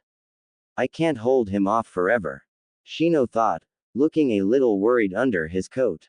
I will defeat him. I will prove I'm as strong as my rivals, Lee thought, motivating himself. Lee connected a straight punch to Shino's chin, sending him to the ground, giving Lee a bit of confidence concerning his abilities, and almost tasting his victory. Way to go, Lee-san. Show him who's boss, Sakura screamed. You got lucky, Lee, Ten yelled. Hinata stayed silent, simply watching the fight. Ha, Sakura-san is cheering me on, this is great, Lee thought while looking at Shino, who was starting to stand up. Taijutsu doesn't need chakra, but taijutsu requires free movement. Shino said to himself as he stood up. He made a hand seal and whispered, Kekai Kanchu Bunshin no Jutsu. With those words a swarm of bugs flew out of his body and formed a clone next to him. The clone and Shino gathered bugs at his hand and started assaults on Lee, trying to get a hit to leave the bugs on Lee. Too slow, Lee said as he jumped screaming, Konoha Goriki Senpu, kicking Shino right on the chest, sending him flying into a tree. While Lee was occupied with Shino, his clone gave a kick to Lee, but he quickly recovered from it and quickly taking his fighting stance again. Shino's clone made a straight charge at Lee. Konoha Reppu, Lee yelled as he took the clone down. Puff! Shino's clone exploded, releasing all of the bugs that formed it onto Lee. Ah! Lee screamed as he was being covered by all the bugs that had once formed the clone. Lee was frantically trying to get the bugs off him, giving punches, rolling on the ground. The boy tried all he could until he dropped on the ground all worn out. There on the ground laid Lee, covered with Shino's bugs. Shino, who had recovered, walked up to Lee. With his arrival, all the insects left Lee and crawled back onto Shino. This creeped out all the girls except for Hinata, who was used to it. Why can't I move? Lee asked Shino. My insects injected you with a paralyzing poison. Taijutsu requires free movement, which you no longer can. Shino said to him calmly. You can no longer fight, I win. He said to Lee as he walked away. No, I can still fight, Lee said as he stood up, just to fall again. Man, that was such an unromantic fight. 10-10 said, sighing at her teammate. Great job Shino-kun, Hinata said. Shino simply nodded at his teammates. Lee-san, are you okay? Sakura asked as she helped Lee stand up. I'm sorry Sakura-san, I wasn't strong enough. Lee said, looking at the ground. Ha, it's okay Lee-san, at least you didn't lose to a girl like that Baka Naruto. She said, trying to cheer him up. Thanks Sakura-san, he said as he sat down near the others. Well, it looks like it's my turn. Sakura said, looking at Hinata. Sakura we don't need to, we won to already. She said, trying to avoid a fight with her, but this made Sakura mad. That's the reason we have to have a match. I have to get my team's dignity back, we can't let you guys win all three, she said, pointing at her. With those words she made her way to the battlefield, waiting for Hinata to stand up. There, sitting next to her team, Hinata looked at her teammates. Go Hinata, let's go 3 for 3. 10-10 said, motivating her, but the sight of Naruto still on her lap made her mad, but she quickly banished that feeling and thought to wherever she banishes them. You can win Hinata, Shino said, also motivating the shy girl to go and try her best. But Hinata ignored those last words and said a few of her own. 10-10 aren't why you uncomfortable sitting with Naruto-kun on why your lap? She said, trying to sound concerned for 10-10. Not at all Hinata, I feel very comfy. She said, smiling at her and stroking Naruto's forehead. This made Hinata blush, making her wish it was her in 10-10's position. Did I win? Was heard from the blonde boy. Finally awake. Took you long enough. The fox said to Naruto's. Shout up and pay your rent. Naruto said, angry to the fox. Kyahaha. Very well. The fox said, allowing Naruto to access his chakra again. Naruto-kun, it's about time you woke up, 10-10, said, smiling down at the blonde boy, getting his attention. This made Naruto blush slightly, then he noticed where he was resting, making him suddenly sit up from his comfy pillow. Ha yeah, I'm fine 10-10, he said, scratching the back of his head while still blushing. Chan, she said back. Huh, he answered back. Yeah, call me 10-10-chan, it's not fair you only call Sakura that. She said, giving him an innocent smile. Yeah, it's not fair, Hinata said out loud. This surprised Naruto and 10-10, but the girl immediately realized what she had done, making her blush crimson red. She let the moment get to her. She always wanted him to call her that, and after waiting for so long for him to call her that, she took the chance unconsciously. I'm sorry Naruto-kun, why you don't have to if you don't want to. she said in a very low voice, almost hoping Naruto wouldn't hear it. Ha, don't worry, Hinata. I mean Hinata-chan, Ten-Ten-chan. He said, smiling at the two girls. Man, what the hell are they talking about?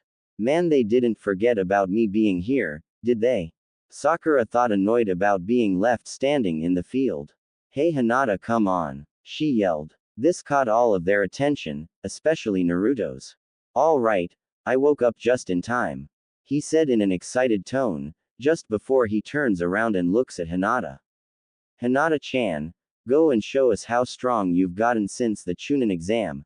As he said those words, he pushed Hinata towards the battlefield. Even though she was being pushed, she didn't care. She actually felt excited about the support that Naruto gave her. After giving Hinata some support, he was pulled down, being forced to take a seat next to Ten-Ten. Finally, the girls stood face to face, each one looking at her opponent very carefully. Sakura took a simple battle stance while Hinata took her family stance and prepared her gentle fist and Byakugan. It looks like Hinata has the advantage, Ten-Ten said, remembering her fights with Neji. Don't say that, Ten-Ten. Don't forget Sakura-san's fight with Ino. Lee said, supporting his love. What do you think, Naruto? Shino asked. I don't know. Hinata-chan has the blood limit, but Sakura-chan has her brain, so the one that knows how to use their talents will win. Naruto said in a cold, calculating voice, as he had thought about it very carefully. Everyone was impressed with his words. Man, everyone is impressed with my words. Naruto thought, fighting back a huge grin. Stupid kid, taking credit for something I just said to you. The fox tried to scold Naruto but was ignored as the boy was more interested in the fight that had just started. Sorry Hinata, but you have to lose, Sakura said as she threw several shurikens at her opponent. Hinata simply saw the 5 shurikens coming towards her. She dodged 3 and caught 2, which she simply threw back at Sakura, which she also dodged. There the girls stayed. Everyone knew that Sakura was simply testing Hinata. She knew Hinata rarely starts the attack, she mostly defends and counters. Sakura once again threw shurikens at Hinata, but this time only 2. Hinata thought it suspicious that she only threw 2 but ignored her feeling and intended to catch them. Kawarimi no Jutsu was heard as one of the shurikens turned into Sakura, delivering a heel kick to Hinata's chin, sending her to the ground. Ho, great job Sakura-san, Lee yelled. Awesome. Sakura-chan can be really strong, Naruto said to himself. Come on Hinata, Shino said under his breath. Ha man, it's over, Ten-Ten complained. Even though a couple thought Hinata lost, Sakura knew better. If she could withstand such an intense fight with Neji, a simple kick from her would be nothing, and she was right, Hinata was standing up. Sakura didn't care if she was just standing up, she got close to her and drew a kunai. I'm going to make you submit, she said. You're within range of my divination, was Hinata's response to Sakura's threat. Sakura was shocked after hearing those words from her. She had seen Neji do it to Naruto, but she never expected Hinata to be able to do such technique. She stopped her advance and started to walk backwards, but Jyuuken move. Hake Rokuju Yonshou. And she got within striking distance, starting the attack. 2 Hokage, 4 Hokage, 8 Hokage, 16 Hokage, 32 Hokage, 64 Hokage, sending Sakura flying to the ground. Hinata simply took a finishing pose. Her Byakugan eyes coldly staring at the cloud of smoke Sakura's fall created. Wow, was all Ten-Ten could say. When did she learn that technique? Shino thought, shocked at what his teammate had done. No, Sakura-san can't lose, stand up Sakura-san, Lee yelled with all his heart, fighting back tears that formed after seeing his love suffer a technique he knew too well. Hinata-chan. She's gotten stronger too, Naruto said to himself, seeing Hinata standing there in the field. Hinata made a dash to the smoke, leaving everyone wondering why if her opponent was defeated. I can win, Hinata thought, using her eyes to see Sakura past the smoke, and starting the attack. Hinata released strike after strike, trying to get a clear hit on Sakura's legs and shoulders, only trying to disable her opponent. Sakura only could dodge Hinata's attacks. Her gentle fist could hurt her even if she only blocked them with her bare hands, so she concentrated her chakra to her legs to dodge the strikes. The strange part for Hinata was that Sakura still could easily move and use chakra after receiving her divination. She jumped back and used her newly improved Byakugan to see her tenketsus. Damn it, I didn't hit all of them. I only got about 20 of all the opening points, and the ones I closed aren't very important. Hinata thought, looking at Sakura.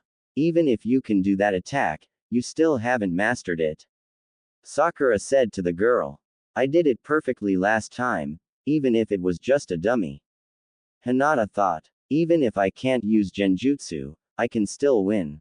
Sakura said as she started an attack on Hinata. She started by throwing a barrage of punches, taking advantage of her longer arms, so she wouldn't get too close to Hinata.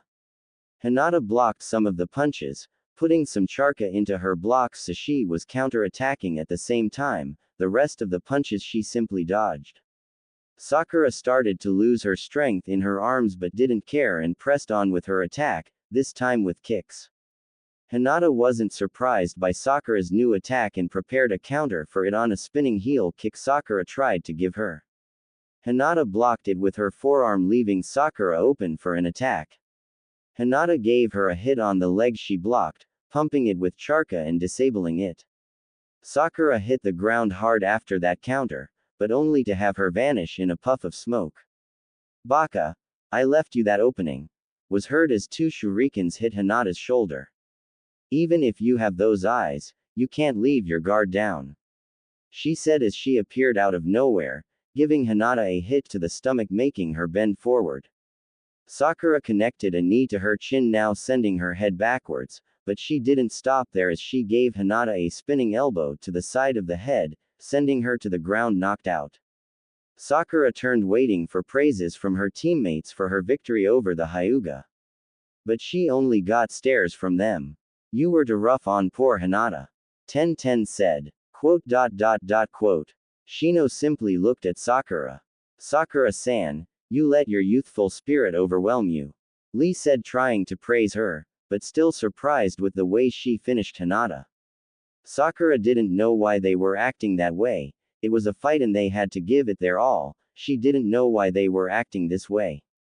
She saw Naruto walking her way, stopping right in front of her. He of all people should praise her. After all, no one else goes all out on a fight like him. Sakura-chan, you didn't have to get serious on Hinata-chan, you could have really hurt her, you know. She never fights with her all against a friend. He said, disappointed in her actions, and walked towards Hinata. What the hell? Why is everyone so worried? They didn't care she tried using that technique on me. Wait, Chan. Since when does he call her that? Sakura turns to him and says. Wait. She's the one that started to get serious. She used that technique Neji used on you in the exam. Sakura said to Naruto. Naruto looked at her. Her words were true. Hinata had hit her with a high power move, but still it was hard to believe that the shy girl started the serious fight. Sakura, I is right, I went a little overboard. IW wanted to show you that IG got stronger. Hinata said as she was being helped to her feet. You didn't have to do that, Hinata-chan. I already knew you were stronger since I saw you, he said to Hinata, but quickly turned to his teammate. You too, Sakura. You've gotten a lot stronger too, especially in your strategies and in using your jutsus. He said, giving her a foxy grin. Injury check, yelled Ten, who appeared out of nowhere. Thanks, but most of them are minor. We appreciate it, but it's not necessary, we can do it ourselves. Lee said to Ten, but got a glare instead. I guess she really wants to be like Tsunade Obachan. Naruto thought after he saw the glare she gave Lee. After that, all the genins gathered to get checked by Ten, the self-proclaimed medical specialist of the group. Okay Lee, you're a-okay, you should be able to move freely again in a while. She said to Lee. Shino, you're fine, she said. He simply nodded at her words. Sakura, your tenketsu should work normally in a while, she said to the pink-hair girl. Naruto, let me see your wounds, she said, grabbing the reluctant blonde boy. Hey, no, I'm okay, really. he said while trying to fight off the kunoichi. Somehow the girl was able to wrestle Naruto's jacket off him, just to gasp at what she saw. Naruto-kun, the wounds I gave you in our fight, they're gone. As she said those words, everyone was curious and gathered to see it. Man, what do I do now? How can I explain I healed needle and shuriken wounds in such a short while? Naruto thought, trying to find a way to save his secret. I can do something about it, but it will hurt. The words echoed in his mind. So do it already, he said back. Ten put her hand close just over where the wounds appeared to be closed, but as soon as she touched them, blood started to come out of them. Ha, sorry Naruto-kun, I didn't mean to open them again. I was sure they were already healed. She said, embarrassed for the wrong diagnosis on her part. It's okay Ten-chan. Man, this really stings. What did you do, you stupid fox? He thought, trying not to show the pain he was in. I simply cut you off from all my chakra again. The fox coldly said. Do I really depend that much on your chakra to heal me? Naruto asked, but the fox stayed silent. Ten started to bandage Naruto's shoulder, leaving everyone a few minutes to relax and recover from their fights. Great, finally training is over. What can I do now? Yeah, I know, I'll hint him so he'll ask me to go get something to eat. Nobody will interrupt me there. Yeah, I'm so smart, victory, Sakura thought, smiling at her plans. After Ten finished patching up Naruto, she started to treat Hinata's shuriken wounds she was given by Sakura. Meanwhile, Sakura managed to steal a moment from Naruto and she started her plan. Hey Naruto, training is over, she said, giving the boy a hint so he'll make his move. Yeah, maybe now I can go see Iruka-sensei, he said back to her. Baka, are you sure? We haven't seen each other since you came back from the mission. Baka, she said, almost giving him a punch. Ha, that's right. I know. How about we go get some ramen, Sakura-chan? You can tell me what you've done since I left after Tsunade Obachan, he said, giving her his best foxy grin. Ramen? That's so Naruto, but it will do, she thought, smiling back at the boy. Let's go get some ramen then, she said, very happy that her plan worked. Who? Sakura-san, you're so generous inviting us to get some ramen. Lee, who was able to hear Sakura's words, thought it was an invitation to everyone. Sakura's sweat dropped. Damn it, Lee. Man, I shouldn't have said it so loud. She cursed herself for her cheery nature. Why? That's a great idea, Sakura. Let's go, Naruto-kun. Ten said with Hinata just behind her. Sakura-san, let's go, Lee said, grabbing Sakura's arm and leading her to the ramen stand. Wait, Lee, we have to wait for Naruto, Sakura said. Ha, don't worry, Sakura-san. Naruto-kun has left with Ten, Hinata and even Shino, Lee said, pointing at the four genins walking away. Is that so, Lee-san? She said, giving him a fake smile. Man, why does something like this always happen to me? And to make things worse, why is Ten so friendly with Naruto, and why did he call Hinata-chan? I'll just have to find out. Hell yeah, I'll get to the bottom of this. Let's go, Lee-san, she said as she was now the one grabbing his arm and leading him to the others. Hurry up, Lee-san. The group walked down the streets of Konoha, everyone enjoying the walk, well, almost everyone. In front, Naruto was walking, his left arm being held by Ten. To his right, Hinata walked, blushing because she was so close to Naruto, but still a little annoyed at Ten for holding his arm. Behind them, Shino walked calmly, simply watching their actions, and at the rear, a mad Sakura tried every excuse she could to catch up to Naruto, but Lee just wouldn't allow her to leave him. He never had such a chance to talk with her, and he did all he could so they would stay a little behind, so they'll be alone, well, more or less. The fact that one of his rivals for Sakura was distracted by Ten made it a perfect chance for him to have Sakura to himself. On their way there, the genins saw a couple of old friends. They were surprised to see them of all people. Hey Shikamaru, Ino, the hyperactive blonde boy yelled to get their attention. The lazy Chunin and the blonde girl turned, surprised to see him. Hey Naruto, you finally woke up, Shikamaru drawled. Yep, I'm not like you. I don't like to stay all day in bed. He said back. That's great, Naruto. Ino said, having more interest in the girl on his arm. Hey Naruto, can I talk to Ten for a while? She said, grabbing her and pulling her away to have a nice chat with her. What the hell are you doing? Ino asked Ten. What? I'm just enjoying myself.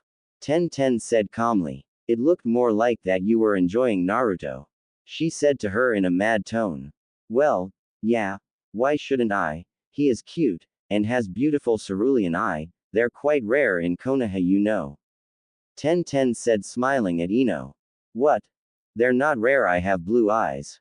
Ino said, restraining herself not to scream at her. Yeah, but your eyes are pale, his are deep, very beautiful, and you get lost in them, Ten said to her.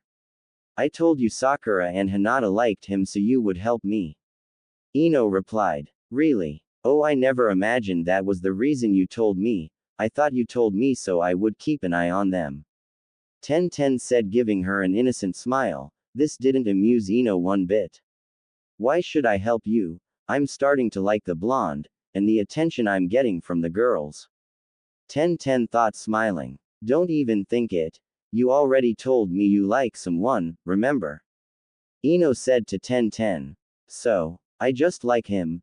That doesn't mean I'll end up marrying him or something. Anyway, I only said I liked him. I never said I loved him, did I? Ten said in a happy tone.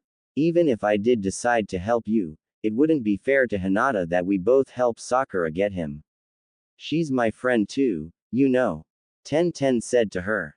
She's your friend? Ino asked, somewhat surprised. Yeah, I know her since I ended up in Neji's team, even if we don't get to talk much because of Neji's family problem. Now that we're on the same team, I'm starting to know her better. Besides, like I said, it wouldn't be fair if we both helped Sakura. Ten said. Well, yeah, but. So it's decided, I'll help Hinata, a little bit, and you'll help Sakura. Ten said. What? You'll help her? Does this mean you'll give up on him? Ino asked, confused. Of course not. Ten answered. But you said you'd help Hinata. Ino asked, confused once again by her words. Just because we like the same guy doesn't mean I have to be her rival or be mean to her. We can help each other and let him choose instead of forcing him, she said, winking at Ino just before turning and going back to the group again, leaving Ino wishing she never told her and knew that last part was for Sakura and herself. Is that so? You got out yesterday, that's great. Shikamaru said to Naruto's tale of him leaving the hospital. Hey, how about you join us for ramen? Naruto asked him. Naruto. He's on a date with Ino, don't bother them. Sakura, who somehow dumped Leon Shino, said. We're not on a date, forehead girl. Ino said, smiling at the girl. We'll go with you guys. She added. Great. Let's go to get some ramen. Naruto said. Can't. There's too many of us to go get ramen at Ichiraku's, sorry. Shikamaru said, stating the obvious to all, except to Naruto. No. Then what can we do? Naruto thought, not knowing what to do. Let's go to that cafe. Sakura said, pointing at one nearby. Okay, but they better have ramen. Naruto said while sulking. With that, they all made their way to the cafe, finding a booth near a window with everyone taking a seat. Hinata took a seat on the left side, sitting by the window, and Naruto sat next to her. Ten was about to take the seat next to him, but Ino's hand on her shoulder stopped her. Ten turned to look at her, but Ino was simply smiling at her. When she turned around to take her seat, Sakura had already sat next to Naruto. On the right side, Shino sat down, then Lee, and finally Ten. Shikamaru got a couple of chairs for him and Ino, who sat opposite the window. Once seated there, everyone ordered different things, even Naruto, who was forced by Sakura to stop asking for ramen and eat something else, so he disappointedly ordered a club sandwich. Sakura didn't care much about the others and started with her plan. Come on Naruto, don't be sad, we'll get ramen later. Sakura said to him, getting a little closer to the blonde. He noticed her sweet tone but didn't think much about it. In fact, all the guys just blew off her sudden change of tone, but the girls were another story. Hinata was actually mad. She felt anger towards Sakura, and didn't care she felt that emotion towards someone. Ino and Tenten were amused at Sakura's move. Ino was mentally cheering her on her move, while Tenten was scolding Hinata for not doing anything about it.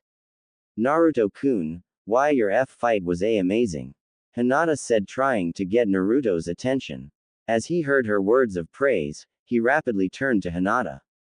Really, Hinata-chan, you liked my jutsu? Wait, but I lost. Naruto said to her. Yeah, but you did your best. She said, covering the fact she forgot he lost.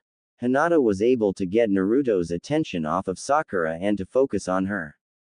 Go Hinata. Tenten thought, enjoying Hinata's actions while Ino was mentally beating the crap out of Sakura for letting the Hyuga girl get Naruto's attention. Thanks Hinata. You did great too. I didn't expect you to use one of Neji's moves. He said back to her, now giving her his full attention. This caused a glare to be shot towards poor Hinata. Sakura was mad at the girl. She suspected Hinata had a thing for Naruto when she had visited him at the hospital, but now she was sure. She didn't like the feelings this new information caused, and on impulse did something she wasn't expecting. Yeah, can't you be a bit original, and come up with a move of your own? She said at the girl, looking over Naruto's shoulder and getting closer.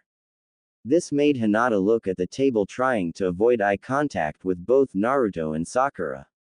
Even though she was acting shy, in her mind it was very different. Why did she say that? Why does she care what jutsus I know? I have to say something back at her, but what? Hinata thought. Naruto at this moment wished he wasn't between the girls. He wasn't sure why Sakura said that to Hinata, but he blamed it on the fight they had earlier. Man, this is bad. Good thing Hinata's more sensible and doesn't fan the flames. He thought, forcing a smile. That jutsu I is from the main F family. Neji is the one that C copied it, from the main H house. Hinata said, making Naruto sweat drop. Man, this can't be good. Naruto thought. The girls gave each other a small glare. This caused everyone in the booth to become nervous. This is bad, was everyone's thought. Here's your food, a man said to them. Everyone's attention was now on the waiter. Thank you, Kami-sama, Naruto thought, thinking the heavens that he calmed the situation. Everyone started to eat their food in silence, mostly because of fear of starting a conversation between Hinata and Sakura. Even though most of them knew why they started to argue, or in Naruto's case felt tension between them and knew better, but there was one that was oblivious to all, started a conversation. Sakura-san, your fighting skills have improved a great amount since I last saw you fight.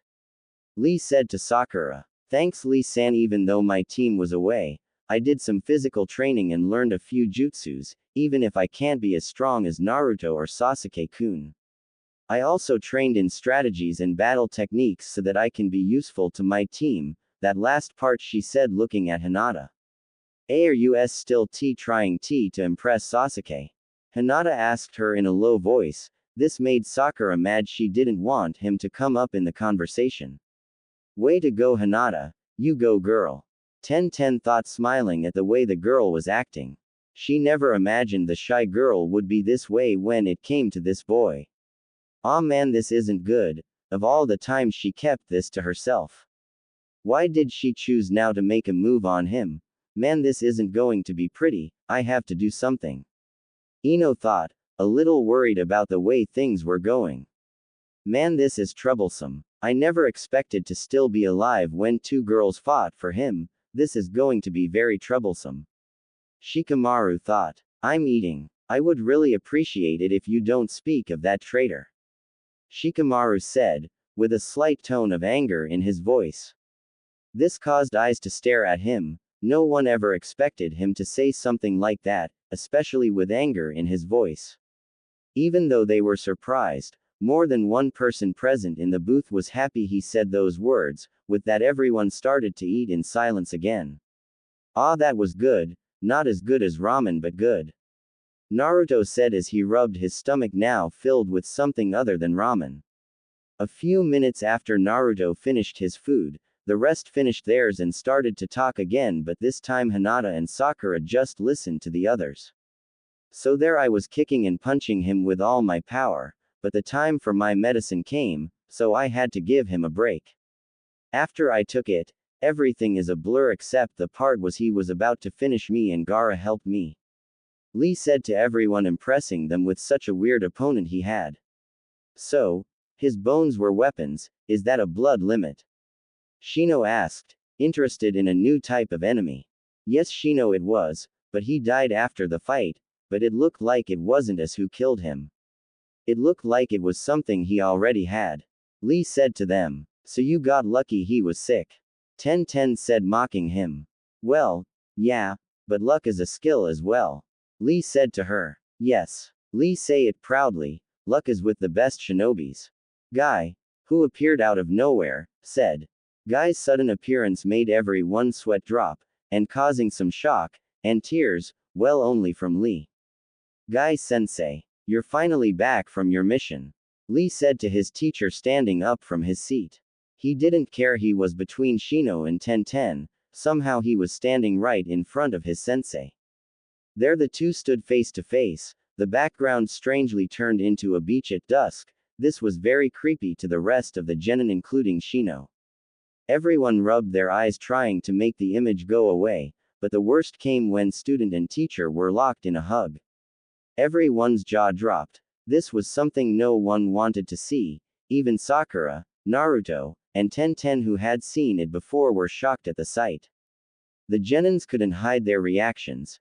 Shikamaru was shocked, Ino had a disgusted look, Hinata was embarrassed for them, and Shino made the few bugs that were crawling around his body go back under his skin so they wouldn't witness such scene.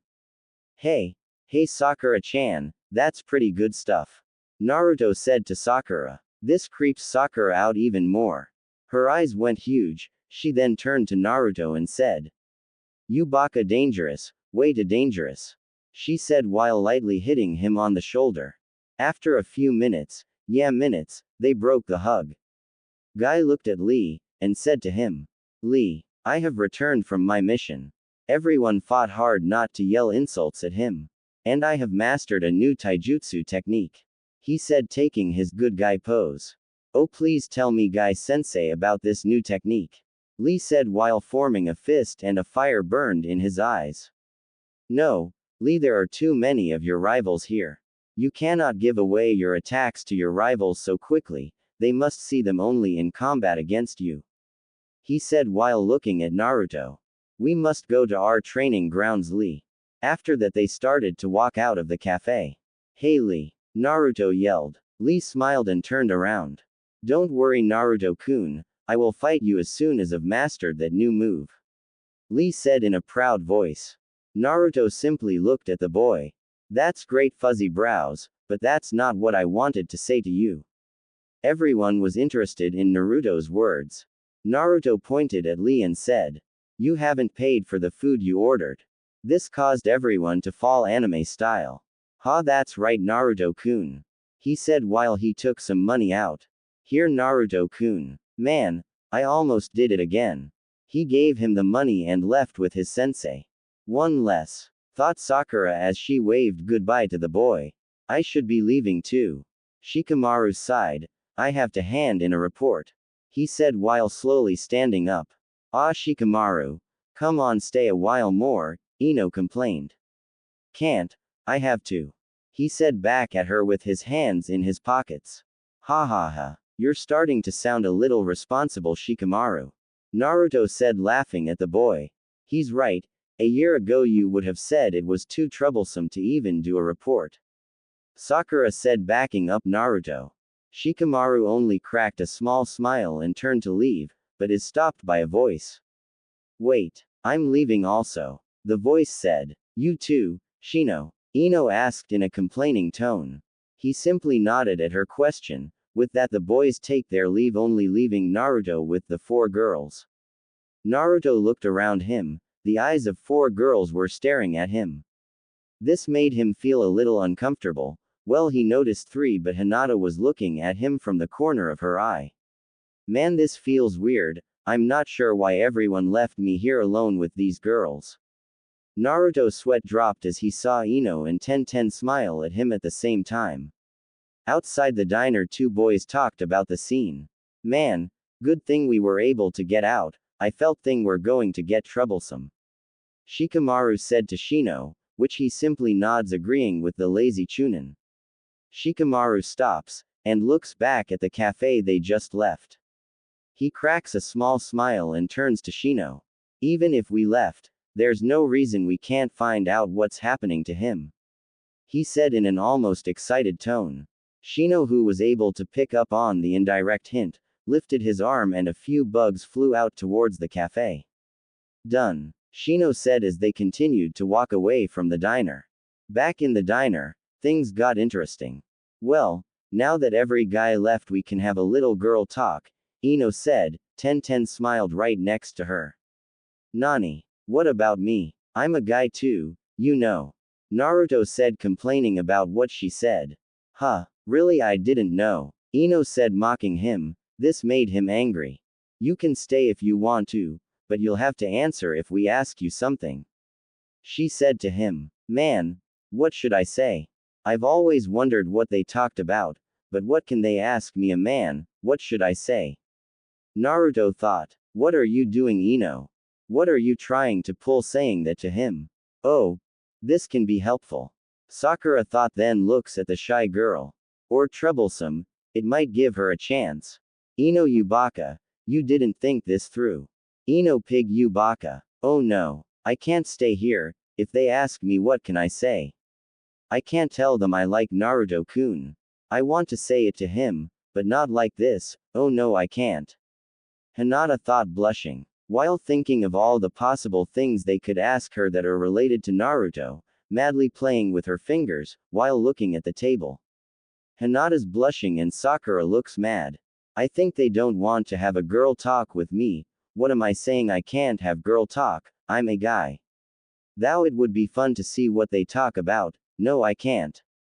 Naruto's mind was in conflict, but he made up his mind by weighing the pros and cons. No thanks, Ino, I can't stay to have a girl talk with you. He said to her. Okay Naruto, if you're afraid of what we can ask you, it's okay. Ino said, baiting Naruto. What afraid? I'm not afraid of anything.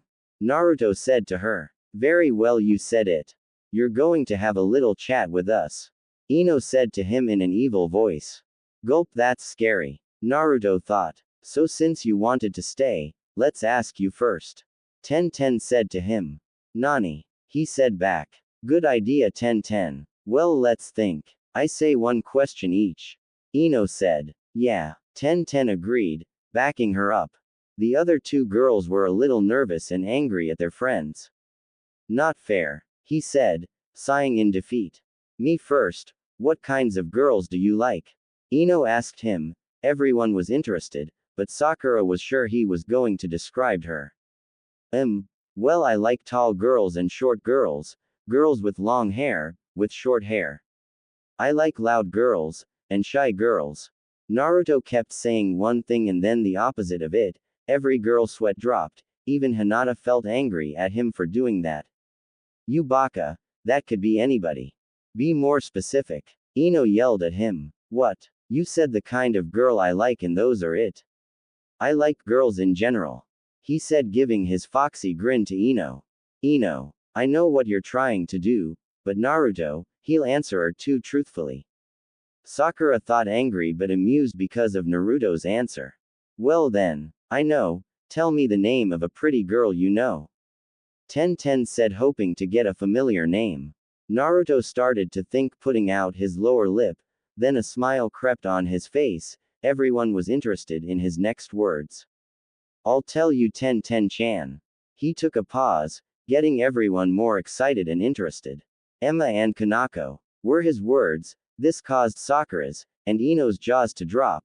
Tenten was amused and Hinata was disappointed. She could understand if it was Sakura, but two girls that came out of nowhere and caught Naruto's eye made her mad. Who are those two? Sakura asked while standing up and getting in Naruto's face. Ha, that's your question then, he said to her. Wait, no, that's not it. It just came out. No. Too bad that's your question. He said, making fun of her. I met them today in the morning. They were very impressed with the fight I had with Neji. They wanted to treat me to breakfast, but I had the team meeting. He said, putting his arms on the back of head looking at the ceiling.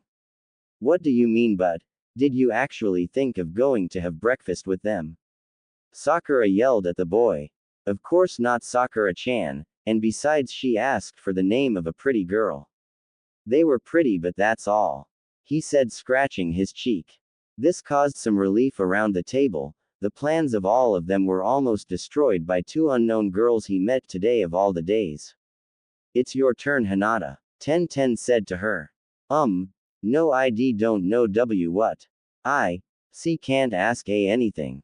She said in a very low voice, trying to hold back her blush, but to no avail. Come on, ask him something, anything you've wondered, come on. Ten said, motivating her. Come on, Hinata. They already asked. After you, it's my turn to ask. This comment made her even more nervous that he'll ask her something, but in fact she did always wonder about something. Have you had a date with a girl? Hinata asked, blushing, quickly looking down. Adding in that last part so he wouldn't say something like, he had a study date or something similar. Naruto once again started to think, but quickly said, nope, none. This made Hinata smile. One of her fears had been lifted, but that answer made Sakura mad. She wondered why he would say such a lie. Naruto, that's a lie, we had a date, didn't we? She said, mad at him that he forgot their date. This made Hinata's heart feel a pain. She didn't know who to believe. She would just have to listen. Oh, you mean after I brought Suan Obachan back? He asked her. Yeah, that one. She said back to him, come on, even I know that wasn't a date, you only wanted to talk about him, that bastard. He said, his eyes looking down once he said that last part. After her outburst she fell silent. Those words made her realize that Naruto wasn't as dense as she thought. She knew that was the only reason back then, but she thought he would take it as a date. Everyone fell silent after that. None would have expected that to happen. Such a thing the boy had asked for so many times, and finally he had one, but in his eyes it wasn't a date. Sorrow was felt by two girls. Sakura felt rejection, and Ino felt sorry for her friend. The other two felt a small amount of relief, but only that. Sakura's reaction of disappointment from his words brought on more worries from Ten and the shy girl. The sudden silence was brought to an end by the same one that started it. Well, enough of me, my turn to ask you girls who you like. Naruto said, giving them all his foxy grin. Who should I ask? Ten. Nah, I'm sure she likes Neji or Lee, or me. Ha, thought jokingly. Ino. Sasuke. That's as obvious. Sakura. Sasuke. I wonder if she still likes him. She didn't get mad when I called him a bastard. I wonder. But Hinata, I don't know anything about her. I wonder what kind of guy a shy girl likes. Maybe a quiet, kept to himself guy like Shino. I wonder. There he stayed wondering about the last two. Each one gave him a reason. He debated for a few minutes, which were like hours to the girls. Yeah, right. He's not going to ask me. Ino thought. Ask me. I'll say I like you. That would be fun.